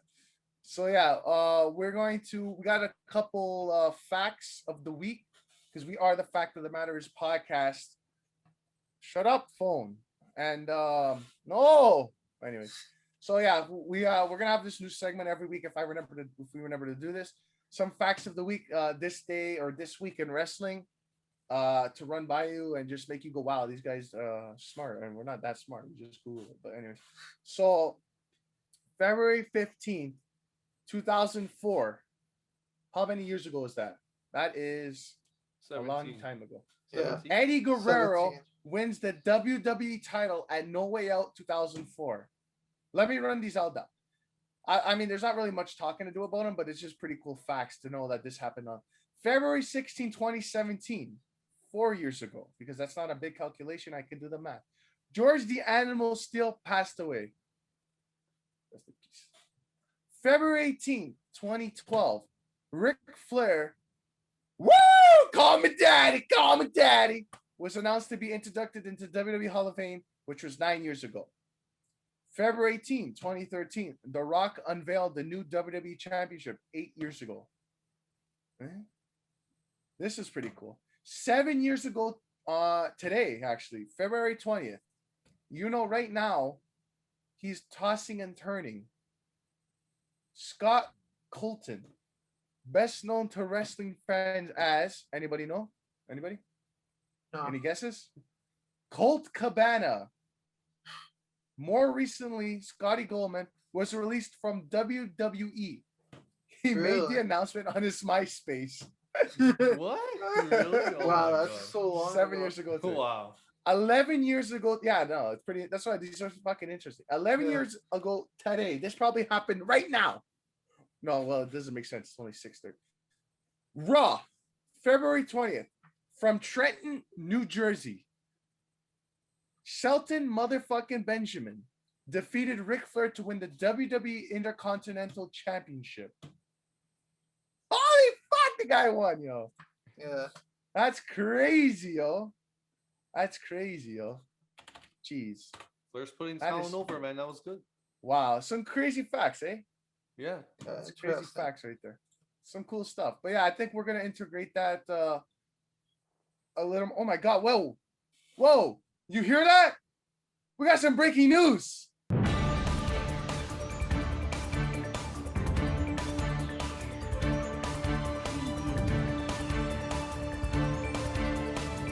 Stand back. There's a hurricane coming. Holy shit! What the hell? What the? Whoa! Wow! Breaking news! What the? Holy shit! Kushida has left the WWE and he's going back to Japan. Look at the official! Wow! Holy shit! What the fuck? Can't believe it. Why is Yo, there he's a going. fucking? Yo, Why is there? He's Oh, flying my back. goodness. wow. To start off the news, we're going right into it. Breaking news, Kushida, who is signed with NXT, has quit and told Triple H to shove it And he's going back to Japan because he didn't win the title. Wow. This is Natalia's fault. Fuck. Breaking Wait, news. that's real or are you joking? That's crazy, though. What the hell? Let's see it one more time. Let's see the visual. That's Kushida right in the middle there. And that's a plane.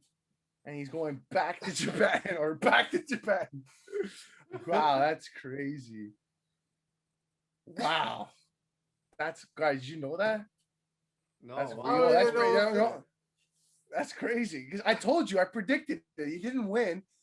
He's gonna go back to Japan. Wow. Buddy, Kushida for G1 Climax, man. Let's go. Wow, can't believe it. That's crazy, yo. How we doing? Are we oh, we're doing good. Face Okada, Okay. can't wait. I guess Yeah, we we're can good. go. We can go into the news, I guess. Nudes? Yeah. Don't worry Yeah, about go. it. It's good. It's good. You ready to go into the news? Yeah. Yep. All right.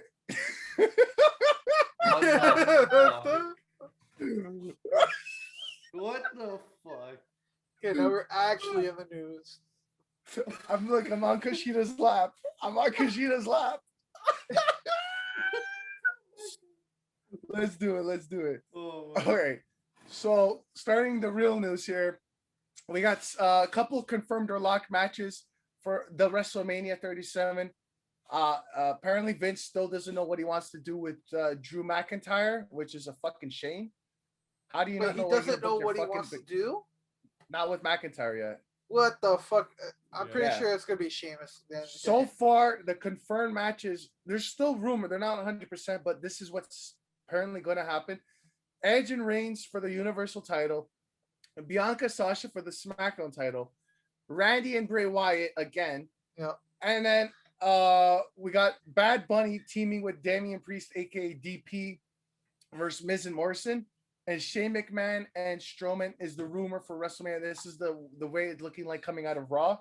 It's just crazy. Like the big story out of this would be the McIntyre thing, not having a match, and the fact that Bad Bunny has a match over probably like 99% of your damn roster.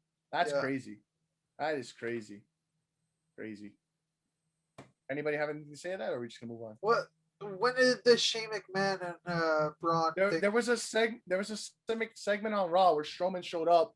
And it was like, Shane, I killed a deer with my hands. Blah! And then I don't know something about why am I not in the chamber match, and it looks like this is just the direction they're going to be going. Honestly, Okay. Well, just don't something. give Shane a concussion. It's something. All right, fuck this. Let's leave WWE for a bit. Let's go to other promotions. Impact Wrestling, the biggest news since Dixie Carter left. Impact Wrestling has entered a working relationship with New Japan Pro Wrestling, announced at the No Surrender Impact pay-per-view from this past week, Saturday, a week ago. This is crazy because now it's looking like a 4-on-1 handicap match. Hold on, is my picture still Kushida? It's the news. Hold on, let me get this stuff out of here. We got to bring it back here. We got to bring it back down. We got to make sure people know what's going down. Impact, NWA, New Japan, and the AEW versus WWE in a 4-on-1 promotional match. This is fucking huge, guys. How Yeah. excited are you right now for that? I think the This New is looking Japan. like the direction they're going. Yeah. You're I gonna think have people from Japan showing up at Impact and AEW, and people from NWA showing on AEW, and people from AEW going to Impact, and this is gonna like, yeah. Yeah. I just gotta Crazy. say one thing. This is Yeah. great, but man, ROH is fucked. I think Nobody cares about ROH has made a choice Bubba Ray. to like really focus on themselves, which they need because their TV product wasn't really happening, and they're finally getting back. So I'm very happy about that. They're pushing people like Danhausen, which they signed recently, and Jay Lethal, and what's his name? His partner, Jonathan Grisham. They both Yeah. signed back, so I'm very happy about that. I'm really Is- excited to watch some more ROH. I've been meaning to get back into it as well.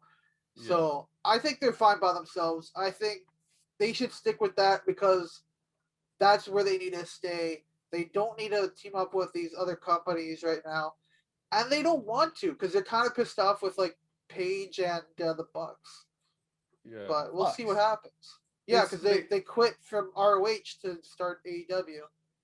They have to. All right, Is, let's move on. Wait, one Or you thing. got- you Is got- Flip? go for it. Wait, hold on. Is Flip Gordon still in ROH? I'm just curious. I don't believe he's still in Who ROH cares? currently. I don't How's know he what's doing? going on with Villain Enterprises, especially with Marty, the situation with them. So Oh, yeah, we'll have yeah. to see. Oh, the what's going pedo? on. I don't know what the All right. situation Whatever. is. Yeah. All I know is there's a situation. There's a situation. Yeah. All right. Moving on. We got some news about some new signings going to NXT, I guess. Yeah. Eli Drake, now known as LA Knight, one of the worst names in fucking wrestling history. That I sounds think like a it's fucking fine. hockey. It sounds like a hockey team name. I'm Showed pretty up sure, on isn't it? Takeover. Huh? Aren't they the LA Knights? No, Vegas Golden Knights and LA Kings. Okay. No, it's close though. I know. Yeah. Oh, it sounds like he's starting up a new fucking sports team. Showed up on Takeover this past Sunday and signed a deal with NXT. Awesome. Taya Valkyrie signed with WWE this past week and will be in NXT. John Morrison will be fucking more. That's all I gotta say. And anything about that? I'm cool with it.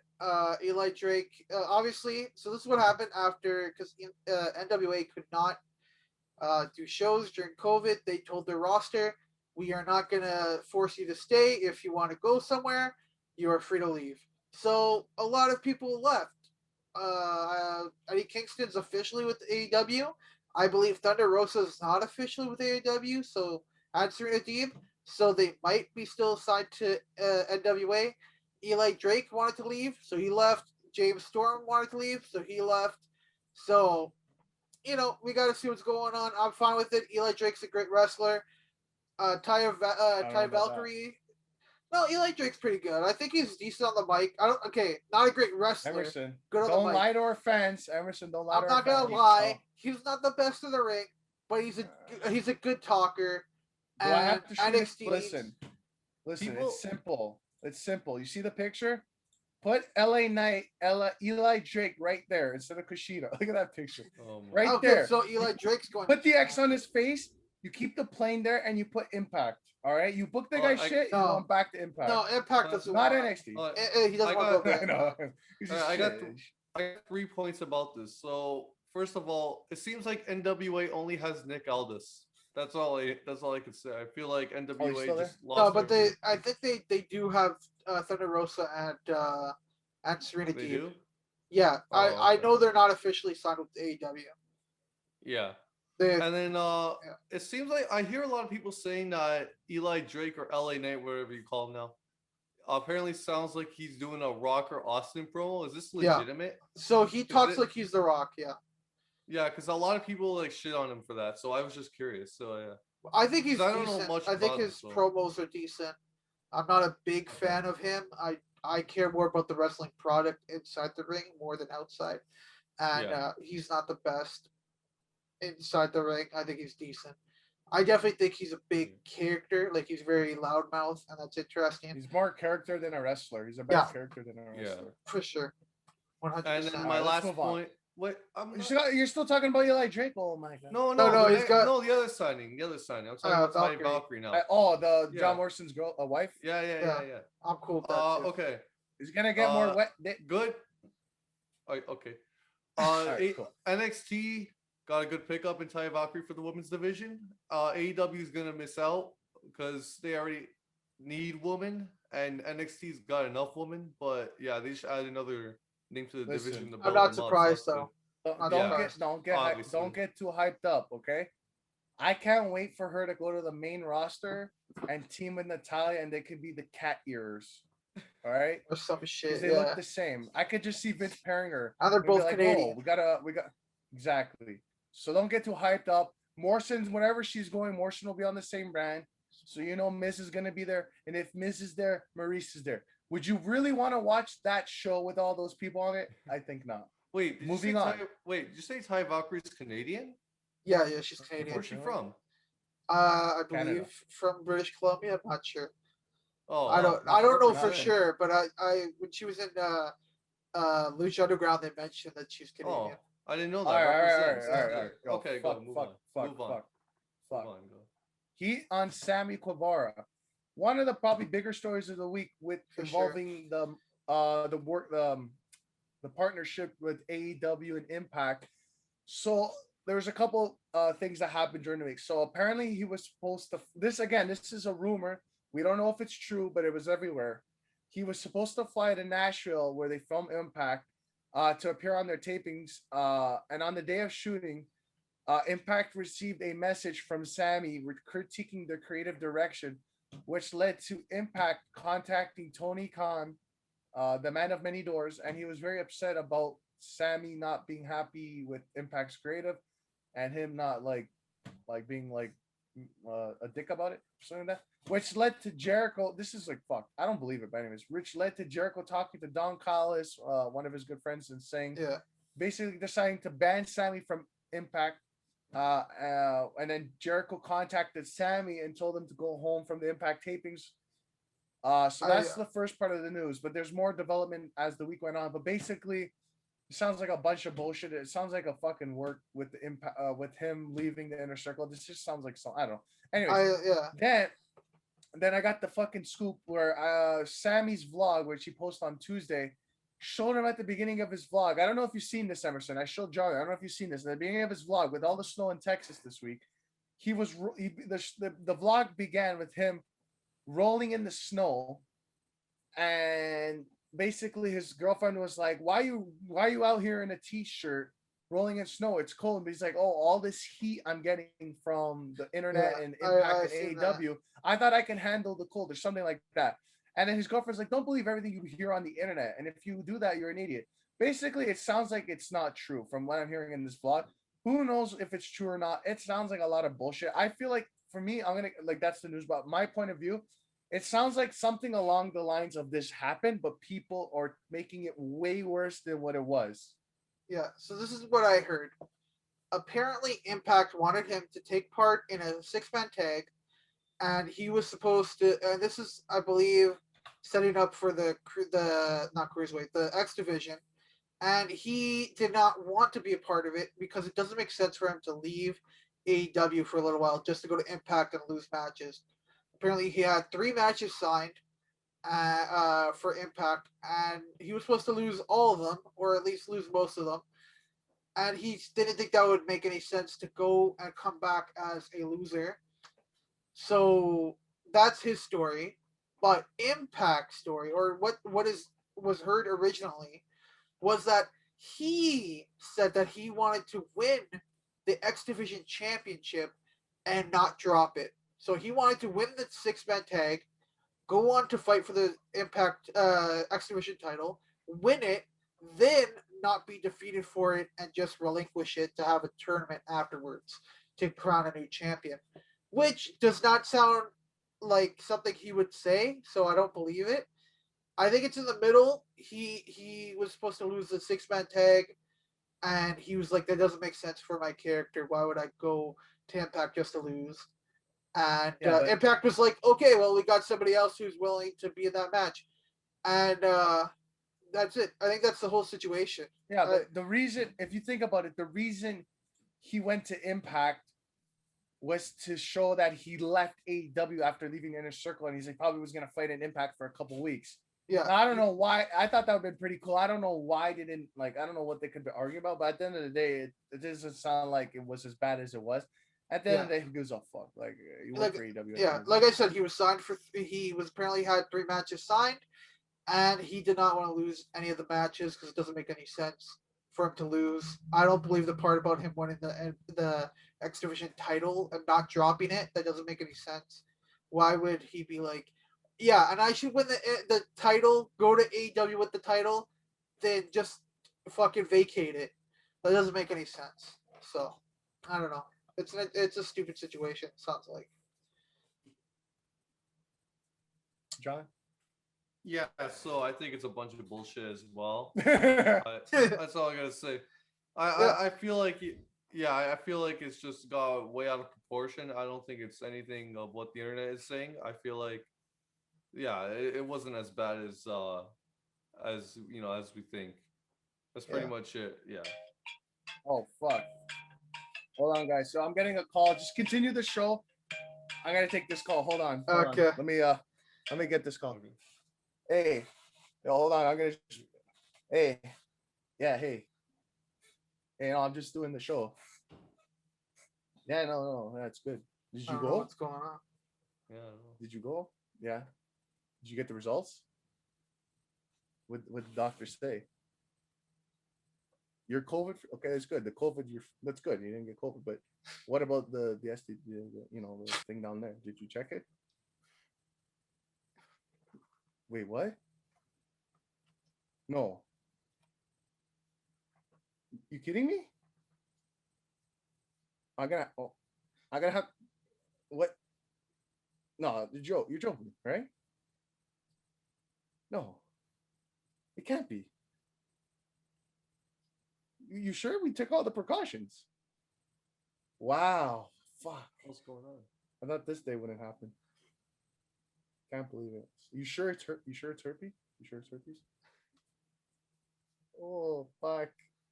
Oh fuck. Well, shit. All right. Well, I'll have to call you back. I'm. Yeah. Okay. All right. All right. All right. I love you too. Okay. Okay. Okay. Okay. Bye. Oh yeah. Anyways, fuck. All right. Yeah. So yeah, guys. Where were we? Fuck. Oh shit. Anyways, yeah. Where were we? Yeah. Talk Yeah, about so Sammy. Sammy, yeah. Oh, Yeah, fuck, hide my phone. I just think it's fake. All right. Anyways. I don't Anyways. know. All Yeah, right. that's All right, pretty all right. much it. Hold on. Just some. All right. Raw. We got some news coming out of Raw. I'm gonna run down all the Raw news. Lacey Evans is pregnant, and it's apparently true. We talked about it. Miz drops his spot for the Chamber, is being replaced by Kofi. MVP is got injured on this past week. He blew out his knee during the match he was involved in, but reports later on indicated Tuesday that injury is more serious than it initially seemed. Then later on Wednesday, he tweeted this is unquote what he said on his tweet. Someone told me the dirt sheets are reporting I went to Alabama to see surgeons. You guys should stop reading what you got those idiots report. They're always wrong. So apparently, this is me talking now. Apparently, it's not true. He went. So I don't know how severe his injury was. Hopefully he's fine. But all I know, I wrote this in my notes. Rest in peace to Hurt Business and Lashley, if this is true. Yeah. Oh, and Keith Lee match at Chamber is up in the air. He was not on Raw this past Monday. It's supposed to be a triple threat, him, Riddle, and Lashley for U.S. title. They're saying in the worst case it could be Riddle versus Lashley for the title, but I really want to see this triple threat. Speaking of Keith Lee, I'm just running all the Raw stuff, and then we'll go. Vince is not on board with pushing Keith Lee as a top star. This was in the news. Apparently, he doesn't understand him. He doesn't understand what's good about him. All right.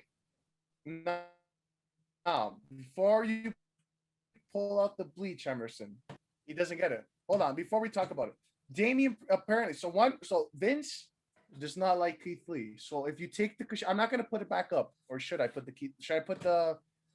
Should I give the visual of the Kushida thing? Okay, let's do it. Hold on. Let's see. Where's Kushida? Kushida, where'd you go? Okay, if you refer back to my video, you take Keith Lee's face and put it on Kushida. Not this Kushida, this Kushida. You put the plane, same spot, and you put the arrow back to Indies when COVID's over. It does, anyways, let's put Natalia. Not joking, no, fuck Natalia. But anyways, so apparently they don't see Keith Lee as a top star, but DP, Damian Priest, the double penetration, that should be his finisher, the double penetrator, has impressed higher ups and Vince in WWE after being called up from NXT after the Rumble or at the Rumble this past month. Apparently, a lot of people in the higher ups of WWE are fans of DP. So that's all the Raw stuff coming out of Raw from the Monday, Tuesday. All I gotta say, Lacey Evans pregnant, cool. Please leave TV. That it works out for everybody. Miz dropping his spot. I already said it. I threw a party just because of that. COVID friendly. MVP getting injured. Hopefully it's not that bad.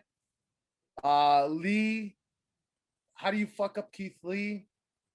Murphy, how do you fuck up Aleister Black? How do you fuck up? Well, it's simple. Watch Vince McMahon. and Damian Priest, give him 2 months, and then the story will be take Keith Lee's name out of that story and put Damian Priest's name in that headline, and it'll say Vince McMahon is not on board with pushing Damian Priest as a top star. Give it 2 months, and it'll be the same story. It happened to Otis. It happened to Black Andrade. Don't cancel me.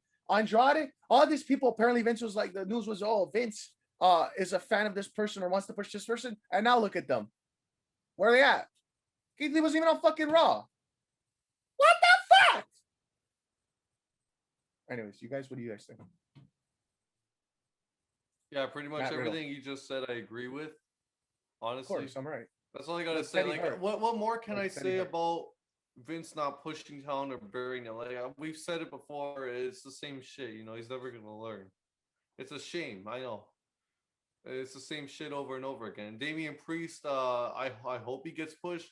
But what, like you just said, don't who get your knows hopes in a few? Yeah, who knows in a few get your months? hopes up. That's what I'm saying. After there's nothing Mania, really after new. Mania, when Bad Bunny leaves, he's gonna be in catering with Apollo. Actually, Apollo will probably get pushed more than him now. But then to Yep. give Apollo 3 months, he'll be there too. That's Yeah, how like- it is.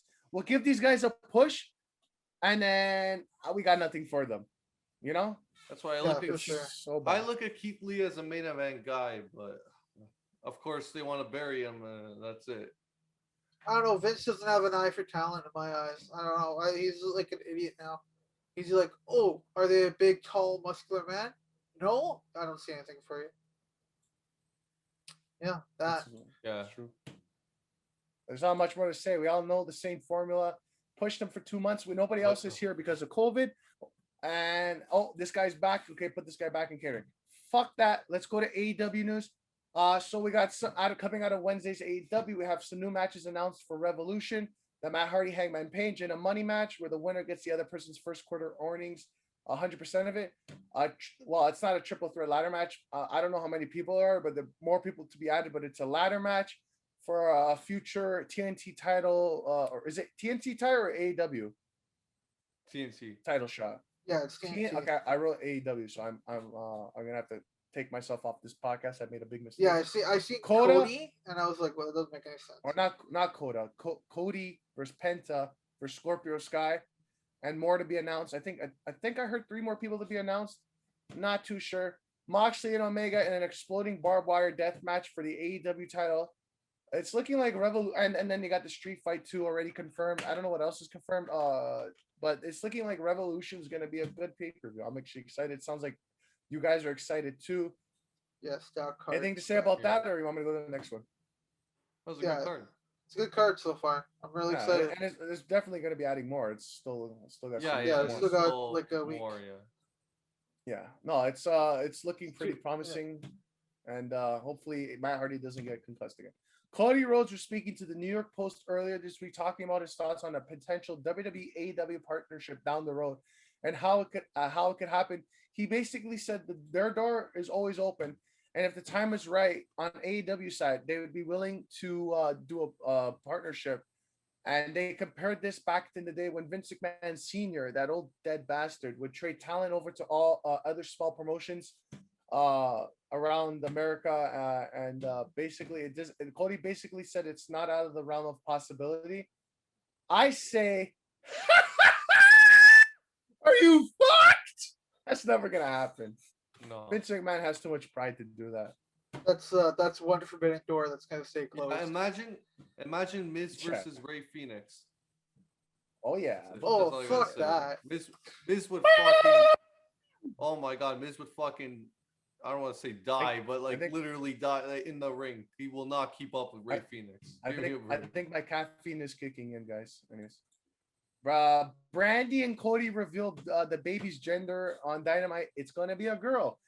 Oh my God! Fuck yo! I gotta say, I am fucking excited in fucking a couple years when we get fucking Seth's daughter, fucking Brandy and Cody's daughter, Moxley and Renee's daughter. The division's gonna be amazing. We're gonna have a triple threat at WrestleMania 57. It's gonna be Jody Rhodes versus Samantha Moxley, and who's the other one? Oh fuck, I need a name. What was it? Cynthia Rollins Lynch at the WrestleMania 57. That's gonna be a fucking. That's oh man, these babies. Where are the sons? Anyways, you guys have anything to say about that? That'll be cool. Congratulations. Segregation. That'll be cool. Yeah. Equality, baby.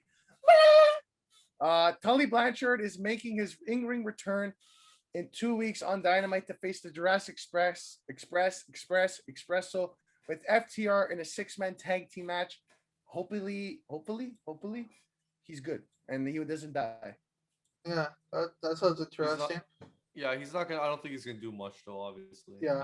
So. Yeah. I just hope all these legends that are working with AEW as managers stuff doing more of a physical role, like Jake the Snake doing his new clothesline crossbody. They don't get hurt. It's fine. They can evolve. Just don't get them hurt. You know, we don't want another Sting and Rollins situation.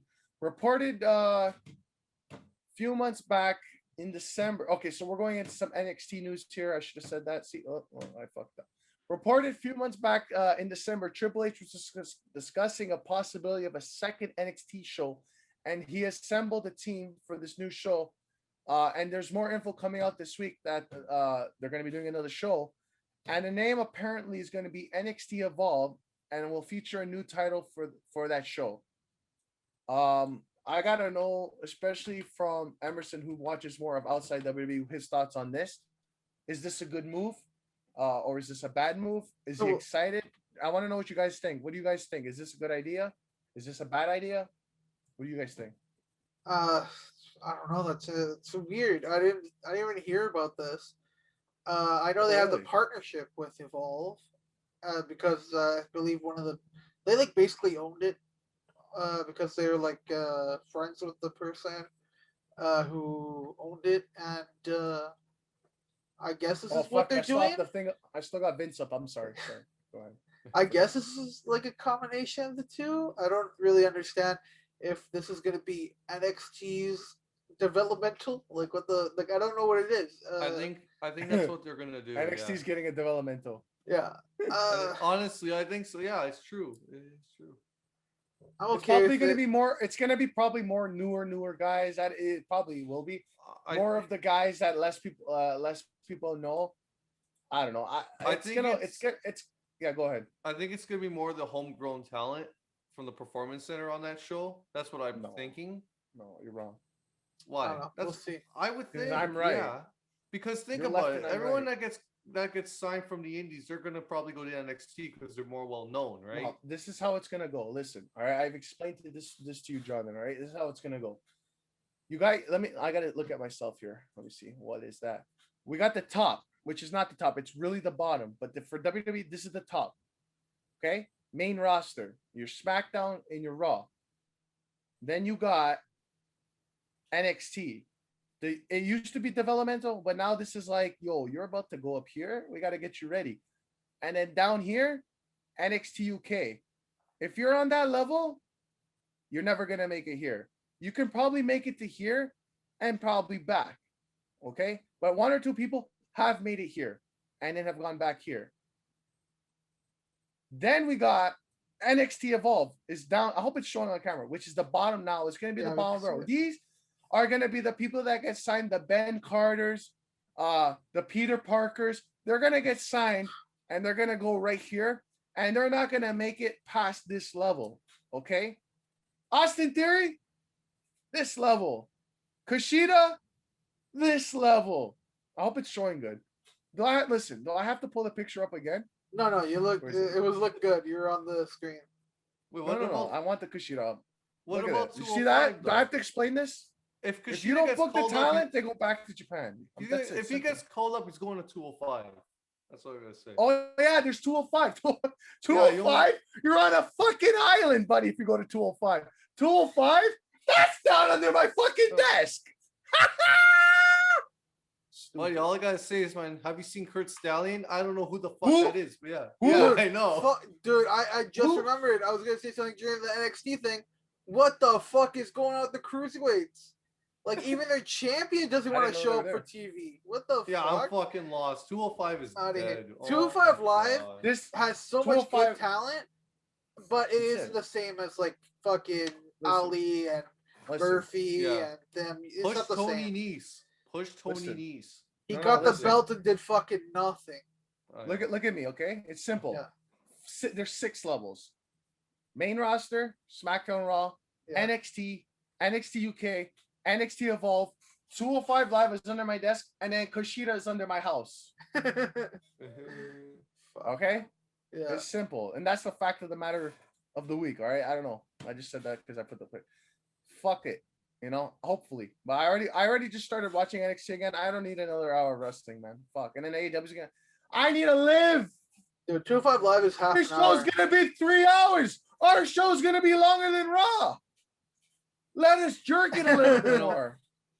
Okay. Imagine yeah, I was gonna say, imagine you got the second, like, the second shows for AEW NXT, and then you watch like fucking Impact too. Oh my god, you're probably fucking fuck no. dead. I'll never All watch fucking Impact. overkill in wrestling. Jeez. Listen, all I gotta say is if you watch Impact,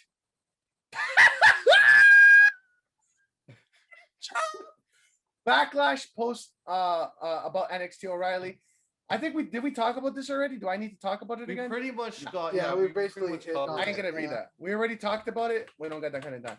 Demon Finn Balor apparently is gonna be coming back. I hope it's a rumor. I hope we get Finn Balor Demon versus Karrion Kross at the WrestleMania. If you do that, I will watch. I will watch regardless. They made the demon like nothing. Nothing. So I totally understand why he doesn't want to use a demon. But would it be cool to see it again? Yeah. I think it'll be special if he once If he he brings does it it. back.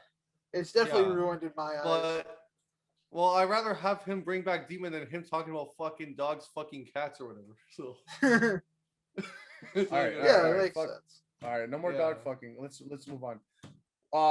Johnathan was actually the one that told me this. Walter becomes the longest reigning NXT UK champion officially was as of yesterday, or it was this I week? think yesterday, yeah.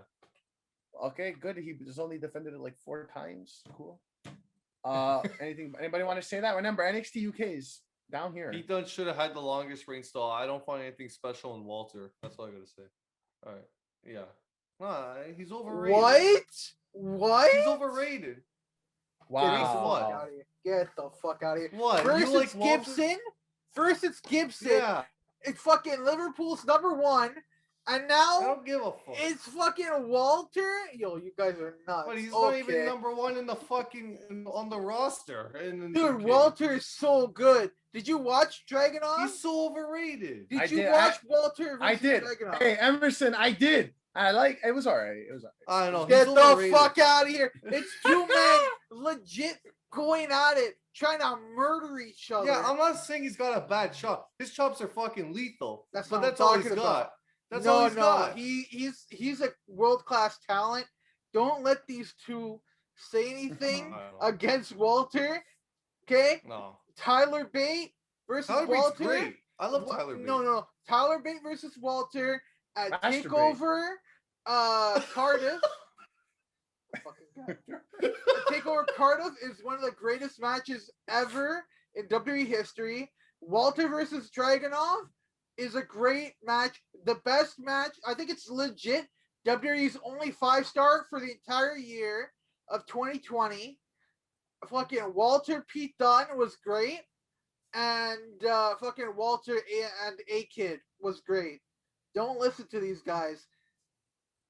I don't know. I don't know. I see this guy doing this with fucking Luther. I'm just gonna ignore that shit. What a legend. What a Fucking legend. God. I don't know. I Did you guys can't watch- believe.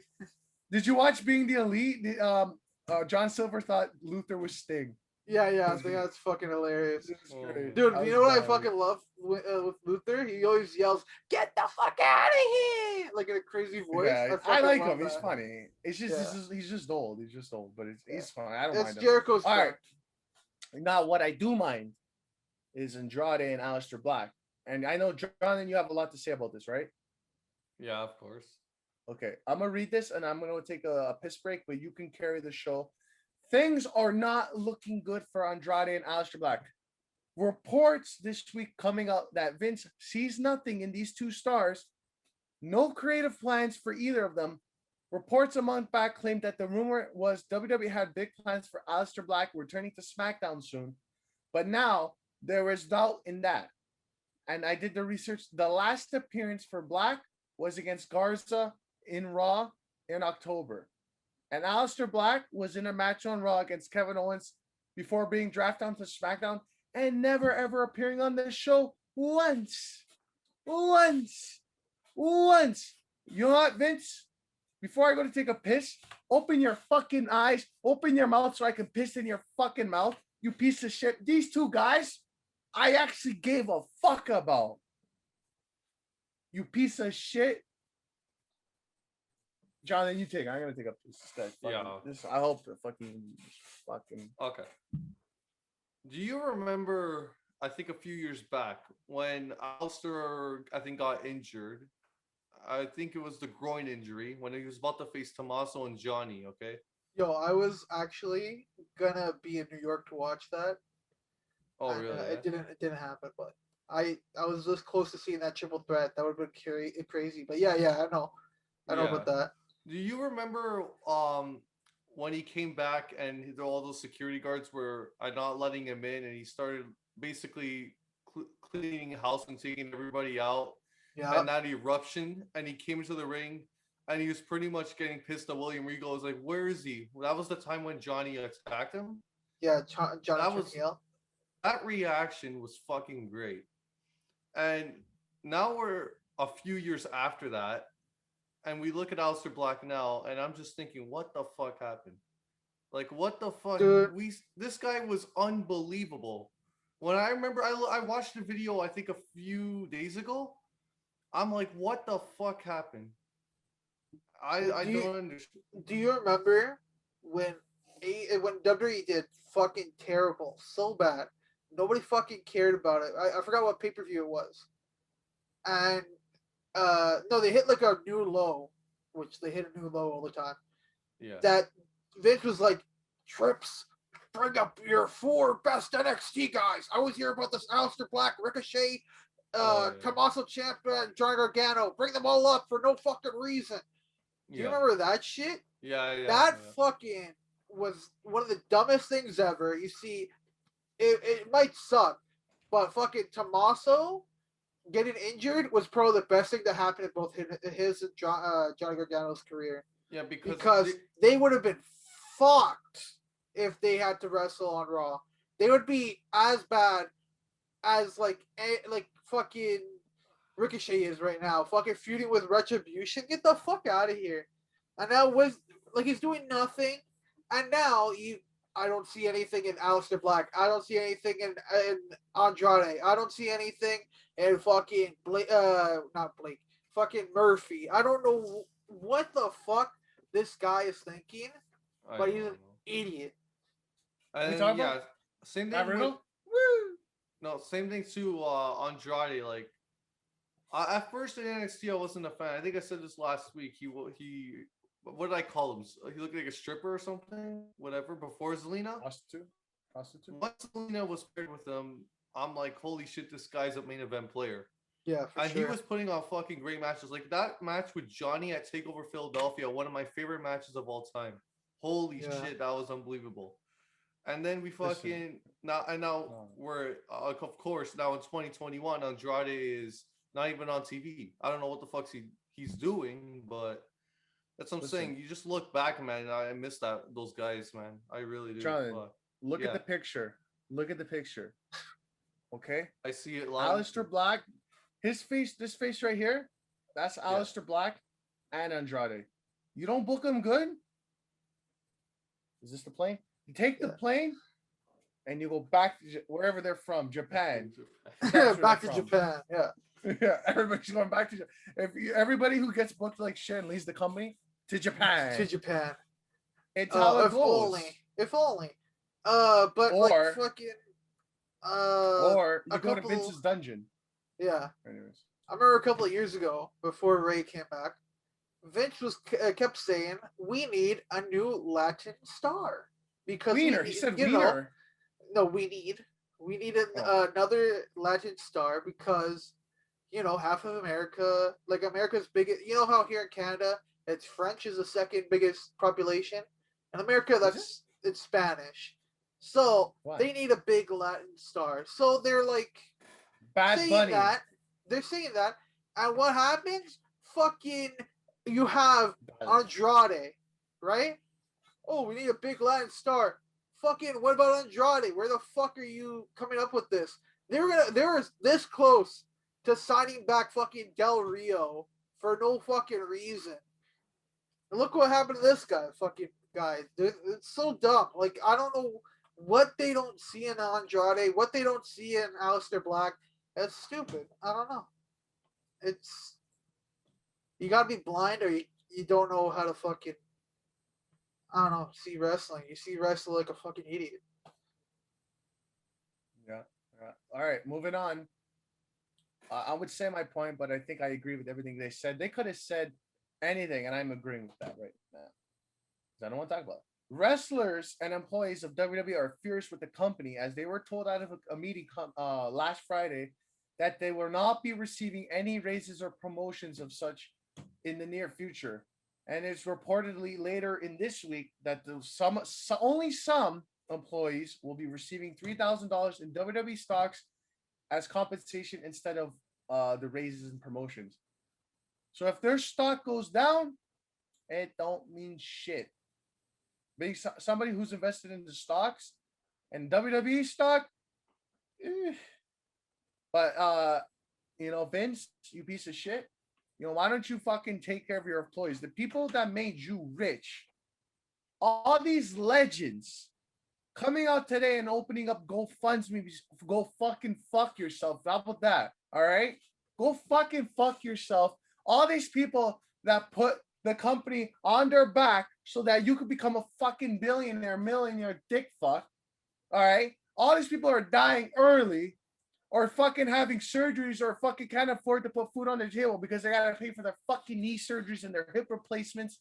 Why did you take care of those stars and the stars of the fucking future and now, so that down when they retire at a fucking young age of 46, that they can fucking live happily and live a long life?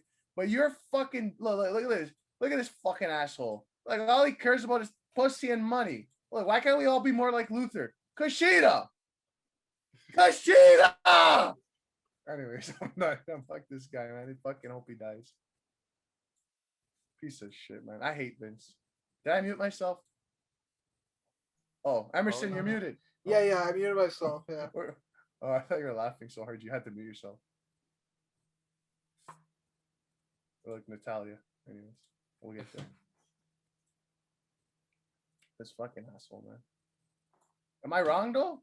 No, nothing you're saying wrong. It's wrong, man. Okay, I thought it was a little bit too much with the death thing, but okay, maybe the death thing. But Okay, the death thing, yeah. Listen, I hate it when I hear that. It's one thing if you're like you die of old age or you have a heart attack at 92. Listen, you lived a good life. Yeah. It sucks you died, but you know what? You had a good life. But if you're dying at like 40, 50, maybe even 60, come on. There's some trauma there where the fucking injuries and stuff are catching up to them, or it's like, can we just put something in place to take care of the people of the past, and can we actually give a fuck about the talent of today? You got it's not in the news, but you got the Alexa Bliss stalker situation. They don't give a fuck. Yeah. It took to a level of a Sonya fucking Deville. The guy was in the fucking house. Who knows what the hell would have happened? Thank God nothing happened. But it's like, what does it take for a company to give a fuck about your employees? And that's why I like AEW, because I can see from what I see, maybe it's all fucking charade, but Tony Khan actually gives a fuck about his talent. You have fucking Tony Khan buying the rights to one of the fucking most classic songs. My mom is a fan of Jungle Boy because, first of all, he's hot. All right. But second of all, the song. They bought a song that's going to put this guy over. He put money to buy the rights to a fucking song, an old song, probably wasn't cheap, because he wanted his star to be the best, and for him to be the best, he wanted to give him the best song that this guy could have had, and he invested money so that this guy could go out, be a star, and make money for the money back and more, because you got to invest in your stars. You got to. My dad taught me one thing: you got to spend money to make money. Look, grass. You know what I'm saying? It just pisses me off. It's like Vince just not give a fuck, man. He does not give a fuck. He goes home and he takes a shower in fucking dollar bills. That's all he cares about. Why don't you give a fuck? You're about to die soon. Give the money back, baby. Give the money back. Show you give a fuck. Don't be a fucking Scrooge. Be a good guy. Be a face. Look, crass. Anyways, I'm done. This fucking guy pisses me off. I can go on forever about Vince. Yeah. Oh, speaking of Vince banning or issuing violations on talent for promoting or even naming third-party platforms on social fucking media. What does that even mean? Johnathan, you talk about it because you told me. Pretty much they can't mention anything third-party like Twitch on like Instagram and stuff like that. So like, you know how before they were like just banned from not using it? Now they can't even mention it at all. Yeah. It's fucking That's pretty much that. I don't know, understand why you got to keep putting bullshit on top of bullshit on this roster. I don't get it. Johnathan, do me a favor. When you become a a wrestler, one of the best pro wrestlers in the world, the next Kurt Stallion, I want you to go to AEW. When you come out of Flatback Wrestling School or Creative Pro or Booker T School, I don't know, maybe it's a good school too. Don't go to Seth Rollins School. But I don't know. Calgary is no. But yeah, AEW is yes. Okay? AEW is yes. I want you to go anywhere but WWE. I'd rather you go to Ring of Honor at this point. I'll be honest with you. I won't watch the show. You're my brother, and I won't watch the show because I don't like Ring of Honor. But you don't have to succumb. Come to Vince. Do you want to come on Vince? No, I don't. Do you? If you do, go to WWE. Wherever the path takes me, wherever the path takes me, I go, man. That's it. I don't know. What's gonna happen. We gotta find out. It's an adventure. Fucking Ethan Page signed with WWE. It's like, what are you doing? Did he actually? Yeah, he signed with WWE. Quit from. Oh my god! Do I have to? Okay. All right. Refer back to the photo. Signed? Ethan Page from Impact. He signed? No. He signed with WWE. Yeah, he quit. When? What? Right now? Ethan Page, at the beginning of the year, he left Impact, and yeah, he went because WWE wanted him. So wait, apparently. he actually when did this come out? The final this is a while ago. Oh, the final pay-per-view of TNA from not TNA, Impact from last year. He had a match, and it was him versus himself, basically, and that was supposed to be his goodbye match.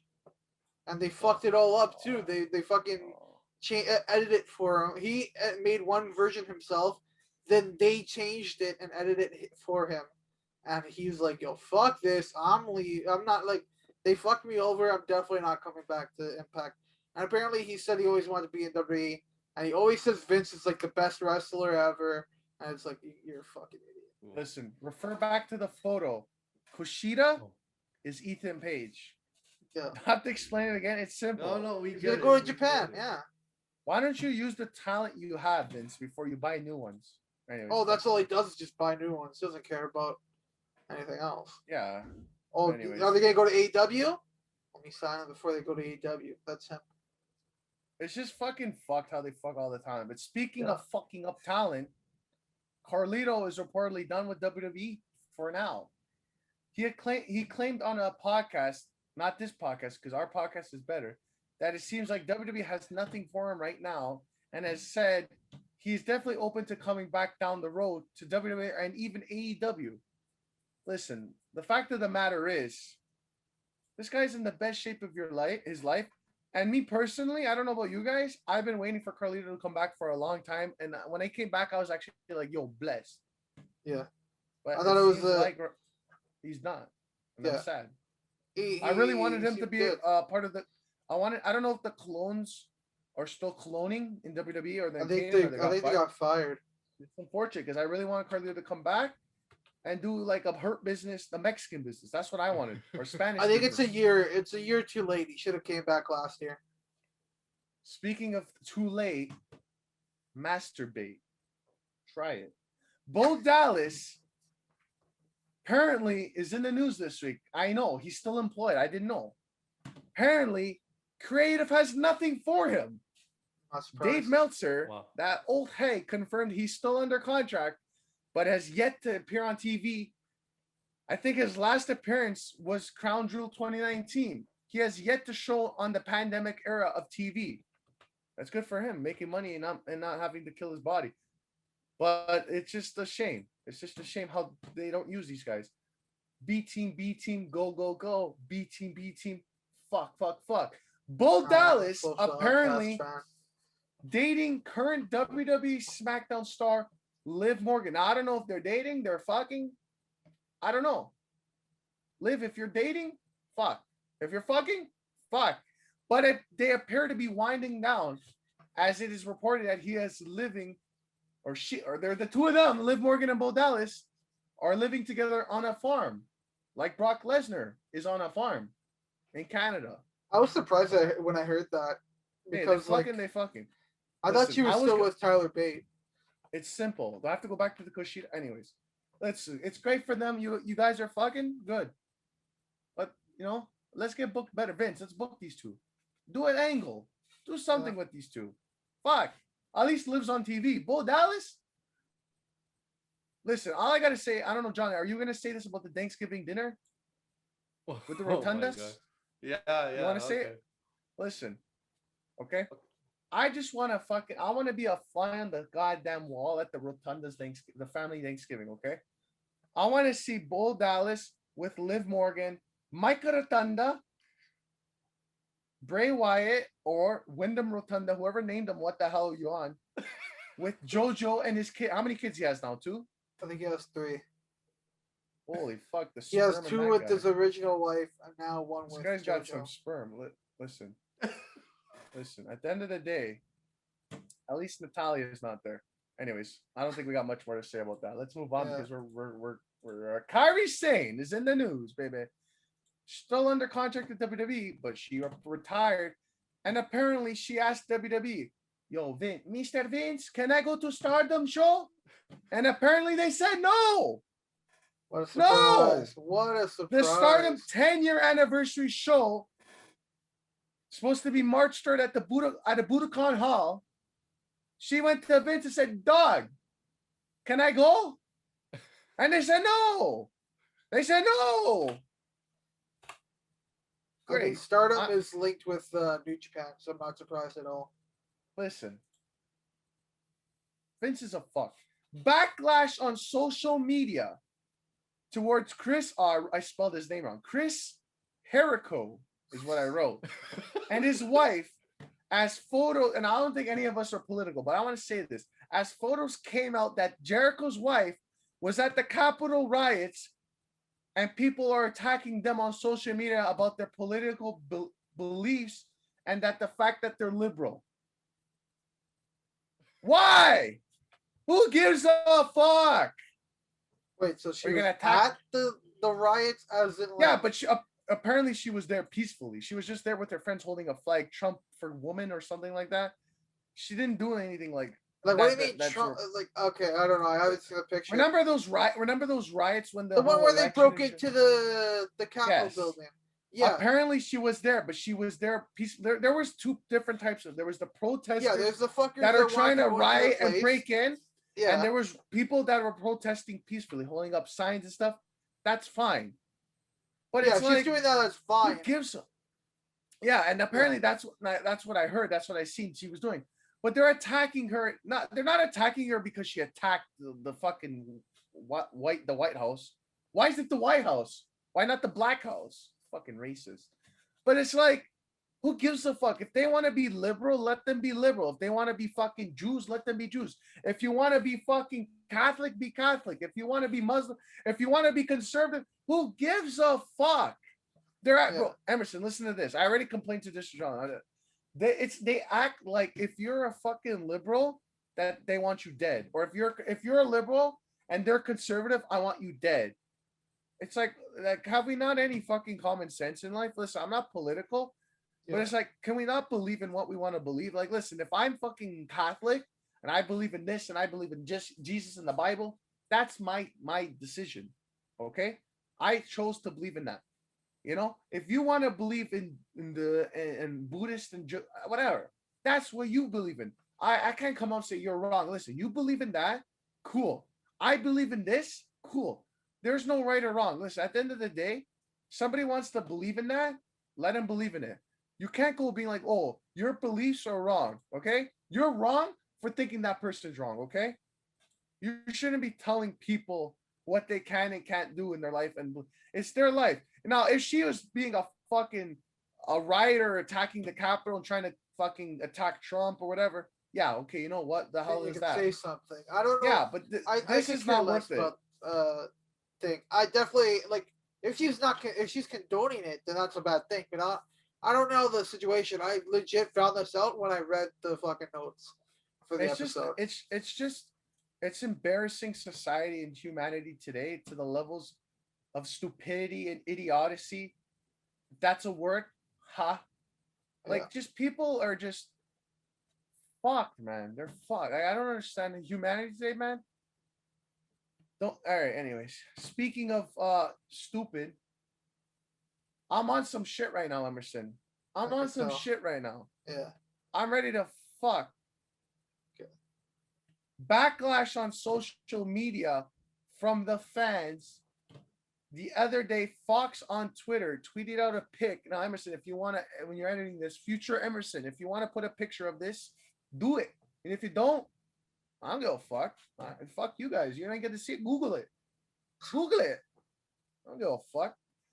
Basically, Fox tweeted out one of those pictures. They did this earlier with the men. Basically, it's a pick your team, $15 total. Pick your team, and you can only spend up to $15. And it basically had what is it? 5 levels, 5 down, 4 by of women's wrestlers. Basically, giving each woman wrestler a value. So, like the 4 horsewomen are worth $5, and then underneath was like Kaylee Ray and like I don't know why she was there. Anyways, but basically, and then at the bottom was like what Tamina, Natalia. People that are not to that level or not to that level. Yeah. So you had fans on social media and even wrestlers complaining, saying, "What the fuck? Delete this tweet. Apologize." It's like, listen. Oh my god. Okay. Natalia was the big one that had a problem. Yeah. No. I got a picture of Natalia in this moment. Or do you want it, Seamus? No. I'll put Natalia. Listen, I don't care. I think John said he has a lot to say about this. Am I wrong? Yeah, I got it. I'm wrong? No, you're right. Exactly. And you're left. And that's why you're going to talk about this, okay? Because I'm pissed. I don't want to fucking yell and my voice is going to get shot. You see my phone? I picked it up when I came back from the washroom. You fuck. I'm pissed. Jonathan, go. Okay. So... what the fuck? Okay. I'm on some shit right now, yo. Okay. Yeah. Fucking go back to Calgary. Can I talk? You cat fucker. She's a cat fucker. All right, go. Can I talk? Okay. All right, go. Okay, there's 2 sides to this. Okay, I gotta say. Okay, I understand to an extent the Natalia thing. I get. First of all, it's just a game. Obviously, we all know that. But I got a little bit of a rant on it too. I feel like Fox disrespected the woman a little bit. I do have to say that because they pretty much showed who's pretty much more valued in WWE's eyes. They had the horsewoman, then you had everybody else, and I don't like that because it's pretty much saying, "Oh, we only care about the horsewoman." That's the thing I didn't like about that. So I do agree with the woman on that because I feel like there should be other women that get opportunities. And obviously for years now, it's about Charlotte, Bayley, Becky, Sasha. So I hate that aspect of it. And then the Natalia thing, yeah, I get it to a point, but I mean, like, come on, it's just a game. But yeah, I guess you can look at it in two ways. I just pretty much saying that the women's division is fucked because it's just a horsewoman, and I don't like that. That's pretty much what they showed. I don't like that at all. So I I don't know don't what do you know. guys think. I didn't see too much problem from it. It's they're not actually saying they're worth $5. It's just an internet meme. It's not really anything. Yeah. I've seen so People many take of those. things too serious. People Yeah. take things too serious, and it sickens me. And again, humanity, man, be better. Wrestling, WWE, be better. All right, why do we gotta be like If this? Natalia actually cared about her position in the company, then she would fucking leave. Because unfortunately, Yeah, WWE doesn't care about you. yeah. They why care don't you about you leave because and go do you're a something? part of the Hart family, but they won't give you another fucking title shot. Let's But be the honest. people that get booked like shit, like whatever. Did Drew McIntyre get fired? He got fired, or did he leave? I don't know. Anyway, but he people got fired back in the day. Yeah. Well, fuck, why?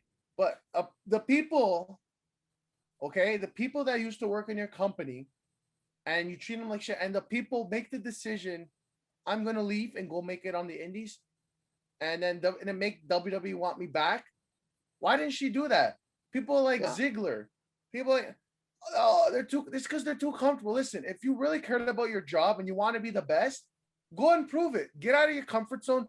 Go in the Indies, be the best. So then, like, be like a Drew McIntyre. People were like, wow, you know what? This guy is a top guy. Let's get him back into WWE. Let's book this guy as champion. This guy is the future. But Natalia is too comfortable. Oh, I'm a Hart. I'm Bret Hart's niece. Is she's the niece? Niece? I think she's a niece. Yeah. Niece. Oh, I'll just get everything handed to me. Listen, Natalia, I'm pretty sure she's a good worker. She's great. She's great, but she's fucking. You're not gonna be taken serious unless you prove yourself. But you're just too comfortable. Oh yeah, I'm a Hart. I'm a Hart. I'll just get everything handed to you. Go improve yourself. Show them that you. It's either I'm the top or I'm out. It's either me or ye, and that's it. Yeah. Speaking of Hart, listen. Let's just get right into it. Speaking of Hart, is that Teddy Hart? Teddy Hart. I hope that's him. I don't even know who this guy was until I read this. Yeah, Teddy Hart is in jail again, and there's a Twitter. Is Teddy Hart in jail with the question mark? Tweet. Yes, he is. Real name Edward Ellsworth Annis is back in jail. This time arrested on February 10 on charges for injuring a child. Oh, really? This fucking asshole. You know what? This guy doesn't even deserve a picture. Back to Natalia. Anyways, let's not Natalia. Right now. Well, yeah, apparently he injured an elderly, injured a child, disabled, evading arrest, and possession of a controlled substance. Keep him there. Keep him there. If that's what he did, keep him there. Yeah. Fuck him. If he's, why do the Hearts think they everything? They deserve everything. Just because you have a name don't mean shit. Dude, one Hart did great, and the rest are like, okay, oh fuck it. Owen Hart and Bret Hart were legends. And everybody else? Anvil. What the fuck are you doing? You think because you're Hart, the dungeon? No, why don't you take a visit? Why don't you take a fucking visit to Vince McMahon's dungeon? All right? It's just fucked, man. These Harts, like Bret Hart and Owen Hart, good. I like them. But I don't like anybody else. You don't like Anvil? Oh, he's good. But was he a Hart? Anvil's okay. He married into the. He's like the Triple H of the McMahon. Yeah, he's still. It's not Hunter McMahon. It's not Hunter McMahon. It's Anvil, whatever his last name is. Hart. No, it's not Hart. But anyways, Conan. Okay, this is some serious shit. Conan is currently hospitalized with a pretty serious kidney issue, and is also tested positive for COVID. So hopefully all goes well. He gets out of the hospital and he gets better. Never like hearing shit like this. Thoughts and prayers to Conan. Not much to say there. Well, apparently he did get released from the hospital. So that's what did he? Apparently he did. Yeah, that's what I heard. Yeah, it's good news. But bad news.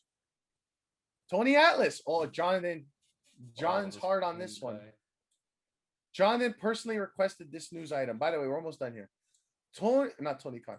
Tony Atlas. Ridiculous comments on current wrestlers calling them wimps. And listen to this, Emerson. Okay. Compare Serena Williams, the tennis player, to Seth Rollins saying she's bigger. Now, I don't really give a fuck about Tony Atlas. I liked him on the Legends House, and that's it. John, do your thing. Okay, this is pretty much like the Undertaker situation, all right? He's pretty much the fuck with Kushida. Do your thing. Don't let it phase you. I know, fucking Kushida. Pretty much, it's the same thing. Like, what's with these legends disrespecting the current roster? Put the fucking roster, the future first. Put them over. Why the fuck are we disrespecting them? We had this from Taker. Now we're getting it from Atlas. Why? Who gives a shit? Why are we comparing Serena Williams being bigger than Seth Rollins in size? Are you fucking kidding me? Really? Like, why? Because he's not taking fucking steroids? Like, what are you saying? Like, I don't understand. Who gives a shit? The wrestlers today are not the wrestlers from the fucking 90s, all right?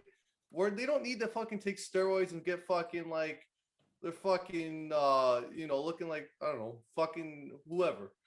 It's just fucking ridiculous. Like, it's not the same fucking era. Like, give me a break. Put them over. Why the fuck are we disrespecting them? Like, it doesn't make the business look good. It makes nobody look good. And I just don't understand these legends. It's fucking stupid. Yeah, it's a waste of time. I don't know what the hell they're talking about. We talked about this last week with Taker. We went like really hard on it. We like kept going on it, so I'm not gonna go crazy this time. These legends, they talk about their old times. Obviously, back in the day, all that mattered was, do I look good? And that's it. The match quality wasn't great. Obviously, there's some great matches out there. You know, Steamboat and Macho Man. But other than that, it's like you can't really talk about the past. Like it was better. Obviously now it's different because people don't care as much. But the reason why they don't care isn't because it's the wrestler's fault. It's the fucking company's fault. That's why they don't care. If you're gonna blame anyone, blame Vince. Don't blame the wrestlers because they're just doing what he says. So they're not wins. Yeah, like I'm sorry, Seth, if you can fucking Seth has had multiple times where he's got injured in the middle of the match and he just fucking continues. You can't stop in the middle of the match. And if you're out there fucking with your jaw split in half like he had in ROH, you know, he fucking broke his jaw in half and he continued the fucking match and finished the match. If you're out there getting injured and like calling it like, yeah, I'm not fucking stopping, I'm gonna keep going, then you're tough enough for me. Like fucking Finn, his fucking arm being taken out early on the match at SummerSlam, and he still fucking continued the whole match. Like that's not a wimp. That's not a fucking small guy. Like Seth, like literally, he tore his ACL in that match with Kane, I think in what was it, Dublin, where the fuck he got hurt? Yeah. Luckily, it was a tables match. He tore it there, and then he got up and still did the fucking power bomb on Kane. So what are you telling us that they're wimps? Are you kidding me? Seth's one of the best professional wrestlers in the world, and that's what you think of one of the best wrestlers in the world? Are you fucking kidding me? I don't get. I didn't even know Tony Atlas was still alive. I didn't know he was still alive. I don't even know anything. That's what I was. That's what's news. I don't That's know what anything news is for Tony me. I didn't know that. I thought this guy was done. I didn't know this guy was done. Ever since since the the Legends got us, even like Hogan, like what the fuck are these people saying about the current roster? Oh, they just, John, they're just trying to still be relevant. They're still trying to be like, they're jealous that they're not in the spotlight anymore. So then you get Hulk Hogan. If I had a Hulk Hogan picture, I'd fucking put it up right now. But I'm not going to do it because you don't deserve it. The Hulk Hogan is a racist. He said the N-word because he wanted to be in the news. No, he said the N-word because that's who the fuck he is. Yeah, no, that's true too. I'm on some shit. What I'm saying is these guys miss the stardom and wish being on top, and they'll do anything to get it back. But they need to realize your time is done. Our time is now. You can't see us He's wearing camo, honestly. We're wearing camo and you can't see because camo you can't see. But legends, learn your role, shut your mouth, and let the young guys do their thing. These Legends nights gotta go. Ric Flair, stay at home and live your life. Live your life. Do Legends House 2, the COVID edition. I don't give a fuck, but let the young guys do what they need to do. Mustafa Ali said it best on Talking Raw or Smack. I can't remember which one it was. Yeah, it was like or Twitter, Talking Twitter. Oh yeah, fucking Twitter. He said, no, I think it was Talking Raw. I'm gonna go with it. He said, these legends, I respect these legends for paving the way for me, but now let me walk that road you paved for me, and let me do my thing. Look, again, Kushida. This is Mustafa Ali. I'm just saying, man, it's frustrating. Let the young guys do what they do best and do their thing. Speaking of thing, wait, before you continue, I'm pretty sure. I'm pretty sure that I know there's a legend. I'm not sure if it's him. I'm checking it right now. Yeah, he has a fucking foot fetish gimmick on the indies right now. Cody Atlas. He's had a couple matches. Wait, he still wrestles? Is it? He had a couple matches recently, and they would go and stop him in the corner, and because he has a real life foot fetish, he grabs their feet and sniffs their feet. That's his fucking gimmick on the indies, and this guy's coming out here. Yo, these guys are fucking wimps. Yo, shut the fuck up. Wait, he still wrestles? Yo, these old guys, like he was saying, like Frank was saying, WWE doesn't support them, and that's why they gotta still wrestle. They need money. They don't have money. They need money. They have no choice. Wrestling is not a long-term job, like a long-term career. You retire when you're an athlete. You retire what, like 40? Depends. 45. Don't look at Jericho. Don't look at Undertaker. But you got to look on average. Wrestling or being an athlete of sports is not a long career because it takes a toll on your body.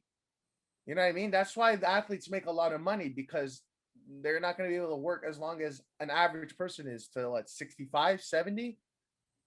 San Francisco, baby. It just doesn't make sense. And it doesn't make sense. Bow Wow is training with the big ass man, not the ass man, Rikishi. Rumor, he's going to be coming to WWE, World Wrestling Entertainment, because the entertainment is more important than the wrestling. That's why it's the last word. And unlike Bad Bunny has respect for the business. Go on the internet, search up Bad Bunny WWE shaking Edge's hand. This man has more respect in a celebrity than I've seen in a long time. All right, Google it. I dare you, Google it. This guy's talking shit. Not Bad Bunny. Bad Bunny, I think, is a good man. And when it comes to wrestling, he has respect. But Bow Wow has no respect. This man is like, he thinks he's Conor McGregor, going on fucking the Twitter and tweeting at wrestlers talking shit, thinking he's gonna go to the WWE. I have a better chance to going to the WWE than Bow Wow. If this guy shows up to this guy's who I didn't even know Bow Wow since fucking Fast and Furious 3 or 2. What was it? Emerson, Fast and Furious, which one was he in? 1? 2? Tokyo Drift. Which one's that? 3? No, I don't think it has I don't think it's a numbered one. I think it's a spin-off. See, this guy's not even in a number Fast and Furious. What career is that? At least Dwayne Johnson is in fucking 5 and 6. This guy got a fucking spin. Yeah, at least the Dwayne Johnson got a spin-off. Bow Wow. Get out of here. I don't know, Emerson. You wanted me to talk. You wanted to talk about this or no? You don't go far. I don't care. It's in the news. I thought I'd mention it since like Bad Bunny's there too. It's unfortunate. It's unfortunate. John, you got anything to say? I don't think John knows who Bow Wow is. I don't even know who he is till I fucking seen this news. So I don't know. He was before your time, Johnathan. Yeah, fuck him. I don't know. What? Hold on. What the hell? Hold on. My phone's vibrating. Hold on. Hello? What? Breaking news. Breaking news. Oh my God. Okay, yeah, I'll tell the show. I'll tell the show. Breaking. Oh my God, this is huge. Guys, Lars Sullivan is back in the news, baby. Let's go. Our weekly Lars update. Our weekly Lars update. Okay, we have to talk about him. We got to know what the man's doing. This guy is the reason we started our show. True story. Lars Sullivan is interested in pursuing. This sounds gay. You know what? It sounds Interested in- sad when you said that, but it's actually true. Lars Sullivan's the reason why we started the show. It is. We could talk about that another day. When there's when there's no. maybe 1 week when there's less news, we could tell this. Yeah, we'll yeah. tell the- After tell probably our like fans. after Revolution, before Fast. Well, it's just so many. It's with all the pay-per-views in the road to WrestleMania. There's so much. Yeah, like but next week is more not a important than rest- pay-per-view, but the week after it's a pay-per-view again. Listen. So it's fucked. The most important thing in my life right now is Lars Sullivan. It's more important than WrestleMania. That 18-minute video was more entertaining than WrestleMania. Not last year's, but the year. Lars Sullivan is interested in pursuing, sounds so gay, bare knuckle fighting career. It sounds like this next porn name. I'm sorry. Oh No, my that God, I stuff's choked not on a my joke, saliva. though. That stuff's not a joke. I see No, like, apparently a video of that. he did the Kushida and went to Japan. No, he didn't go to Japan. apparently he is interested in pursuing a career in bare knuckle fighting. I didn't know. Is that boxing? What is that? It's basically boxing, but without gloves. It's your bare. That sounds like hands. gay porn to me. That sounds like No, gay fucking porn to me. look at the boy Wade Barrett. All right, yo, I think we should move on to the main topic, the main event of the show. Oh, I gotta put the picture up. Hold on. Emerson, do a dance while I do it. Oh, hold on. We are here. We are here to talk about the big topic of the week. And it's not Lars Sullivan, people. I know, I'm shocked myself. Elimination Chamber. Elimination Chamber is today. February 21st. I got that right. We're here to do predictions. So the matches that are so far, all right, I'm going down the order. Drew McIntyre, AJ Styles, Jeff Hardy, Randy Orton, Sheamus, and Kofi Kingston. An Elimination Chamber match for the WWE Championship. Who do you guys think is going to win? I say Drew. Yeah, Drew. Yeah, Drew. Drew, everybody's a unanimous decision? Yeah. Yeah. Good. You guys are smart. I'm doing a podcast with smart guys. That is great. Bobby Lashley versus Keith Lee versus Riddle. I don't even know if that match is still happening. I'm going to say I really thought Keith Lee was going to win it here. I don't even know he's going to show up to the show. So I'm going to just say Bobby Lashley. What do you guys think? I think Lashley for Keith Lee versus him at WrestleMania. That's my guess right now. Oh, That's my Yeah, call. I agree with Emerson. I think Lashley wins to face Keith Lee at WrestleMania. Oh, but not me. But not me. Well, he agrees with your choice, but he agrees with me saying WrestleMania. Keith Lee wins it at WrestleMania. Jey Uso, not Jimmy Uso, and not the Uso from AEW, versus Kevin Owens versus King Corbin versus Sami Zayn versus Cesaro versus Daniel Bryan, which is the better Elimination Chamber match of the night, in my opinion, with better talent and younger talent for the WWE Universal Championship match, which will take place later that night. Why? I don't know. Because Roman. You know what I do know? You know what I do know? Fuck, I still don't know who I want to pick. I want to pick either Cesaro or Daniel Bryan. I'm going to say Daniel Bryan. What do you guys think? I'm gonna say Jey Uso because I think there's some dissension in between them, and I could see Jey Uso. No, actually, fuck it. I'm not gonna say that. I'm an idiot. Good. Who? Okay, I don't want it to be Kevin. That's already happened. It's not gonna be. You know what? I'll say Cesaro because Cesaro's going to that feud with Seth. Seth could be like, I hope so. bro, you fucking lost the match. What's your Go fuck yourself. I'm gonna face you at Fastlane, beat you, and after I'll face Daniel Bryan after. That's it. I'm It's picking ga- listen, Cesaro. you Okay. You pick okay? That's a good point. Listen, Yeah, at the end of the day, if you look at everybody, let's go one by one. It's got to be a baby face, okay? Yeah, Jey for Uso sure. did that, done that. Go. Yeah. I'ma get him. Yeah. I'ma get him. Kevin Owens did that, done that. Go to Montreal. King Corbin, Roman. Yo, fuck Yeah, that. you gotta Fuck that. to watch that match. You gotta be on some hard drugs. Sami Zayn versus Roman. I like Sami, but as a heel, no. No. It's either Cesaro or Daniel Bryan. Me as a kid, not as a kid, but me, I want Cesaro to win and fucking win the title. I don't give a fuck. But also Yeah. Daniel Bryan, because it would be a good match. But the fact that the match is later in the night, we might as well go into it right now. Roman versus the winner of that match. Roman is winning. It's simple. Yeah. Yeah. Roman.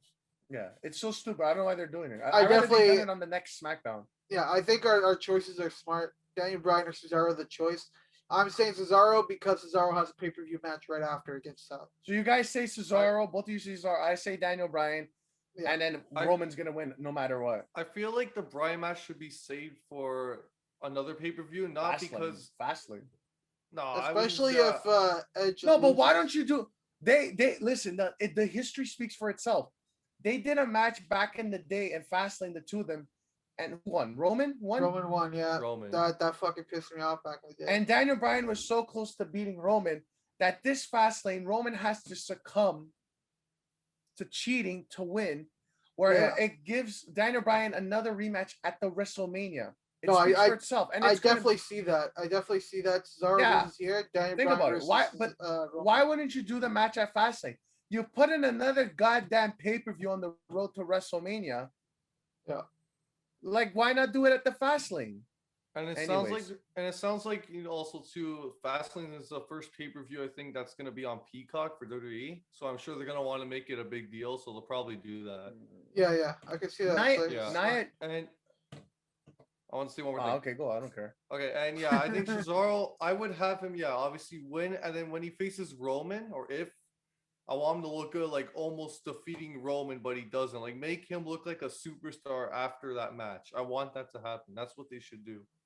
No, but tell me I'm wrong. Tell me I'm wrong. Even if it doesn't make sense, but Cesaro wins the chamber and wins the match with Roman, even if it doesn't make sense because he's supposed to be exhausted after a grueling match like that, I wouldn't even be upset if it didn't make sense, but he just pins Roman and wins the title. I wouldn't even be upset. I'd be like, you know what? Cesaro's got a fucking title, a universal title. Yo, fuck. Dreams do come true. Would you guys be upset with that? I'd be shocked, but they won't do it. Yeah. They won't Yeah. do it.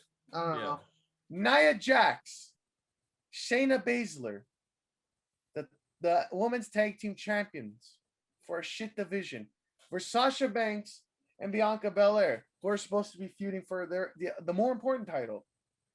Who's winning this match? If they go the John Cena, Shawn Michaels route, 2009, are you fucked? Are you fucked? No. You make Yeah. Nia Jax and Shayna Baszler win and go to NXT and face Dakota Kai and Raquel Gonzalez. Let Sasha and Bianca turn on each other in this match, start a fucking feud for a first blood match at the WrestleMania. None of this fucking let's go shopping, we're friends shit. Go Yeah. for the blood. Yeah. Or we're gonna get Kushida going back to Japan. I'm just saying. Oh my God. I Okay. agree with Well, I don't know. with Sasha. Nia I and think what Shayna. Nia and Shayna. If you guys don't agree with it, you're off the show. Nia and Shayna. What do you say? No, I I agree. agree with it. I think we need to stop this fucking storyline that they win the titles, Thank you. then they lose it, then they face each other for the women's title. But I think it's stupid. every year it's the same shit with this company. When there's an elimination chamber match, we got to do a gauntlet match. We got to do a 6-man tag match. When Rumble winner wins and he's or number one contender, they put him in a tag team and they put him against a tag. Stop the same formulaic shit. Speaking of formulaic shit, Asuka the champion, Raw Women's Champion versus Lacey Evans. Is this match even happening? No, I think it's highly off now. doubt it. Yeah. I think it's What off do I now, predict? The baby is gonna pin Asuka? Just say Asuka. I don't know. Asuka, no. Because it's unless, like, there's no way Lacey's are we even gonna be get? in the match. Oh no, I know what's gonna happen. Oh, I might have to cancel the network. Asuka is gonna do an open challenge. Lacey's like, oh, I can't fight. I have baby. And then we're gonna get Charlotte coming out. No, but I Fuck think it's me, man. Charlotte versus Asuka at WrestleMania. I don't think now. I don't know. I don't know, man. I'm just upset. If that happens.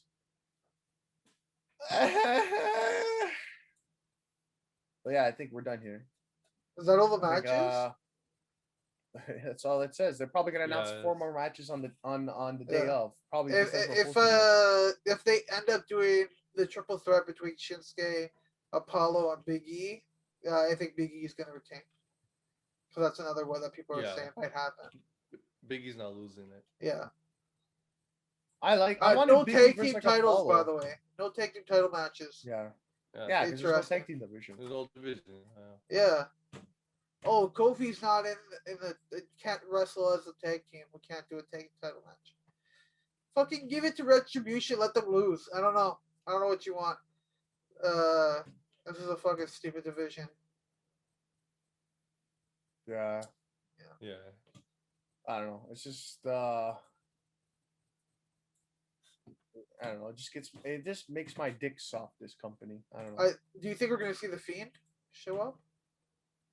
I think because- he's not. I think he's fucking JoJo. He's making a 4th kid right now. I don't.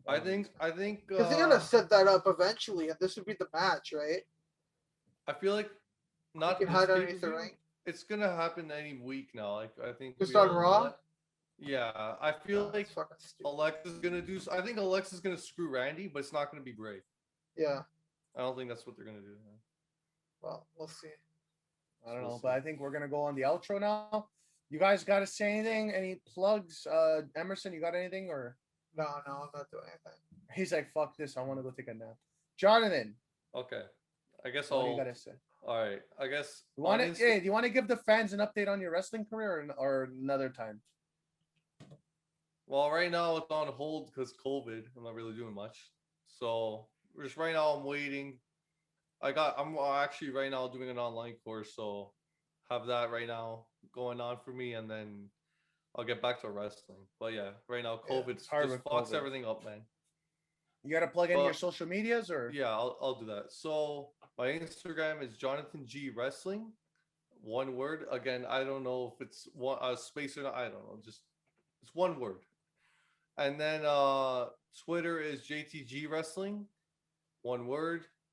And my YouTube channel, like I said last week, coming soon. I'm trying to work on this fucking capture card, but I don't know what's going on with it. It works, but it's not connecting. I gotta figure it out. I'll let you guys know. And that's it. all right. And you can follow me on Twitter and Instagram at theEIKNARF. Boy. And you can subscribe to me on my personal channel, where I do my own podcast, the EIKNARF Show podcast, where I talk about what I want, when I want, how I want, why I want, okay? And it's fun. It's good. I like it. Yeah. Okay. You know what else I like? Vanilla ice cream. Actually, you want Johnny? You want to go for vanilla ice cream? Anyways, I'm actually down. Anyways, where I post my new podcast every week on Friday. Go check it out. I just posted a new episode on Friday. Yeah, I think that's it. So tune into next week when we talk Elimination Chamber results. Yeah. Raw, AEW, NXT, no NXT UK, no 205 Live, no Japan show, no Ring of Honor, and no Impact because they're shit. But SmackDown, yes. And we will be here next week. Same thing as always. The 3 sexy musketeers to talk news, rumors, notes, ratings. Maybe we'll show another story about Lars. I hope. Fingers crossed. Fingers crossed. Nikki Cross, where's she? I don't know. I don't know. But you know what I do know? You just tuned in to another episode of the Fact of the Matter Is podcast. And the fact of the matter is, I got to go get an STD test. We'll see you next week.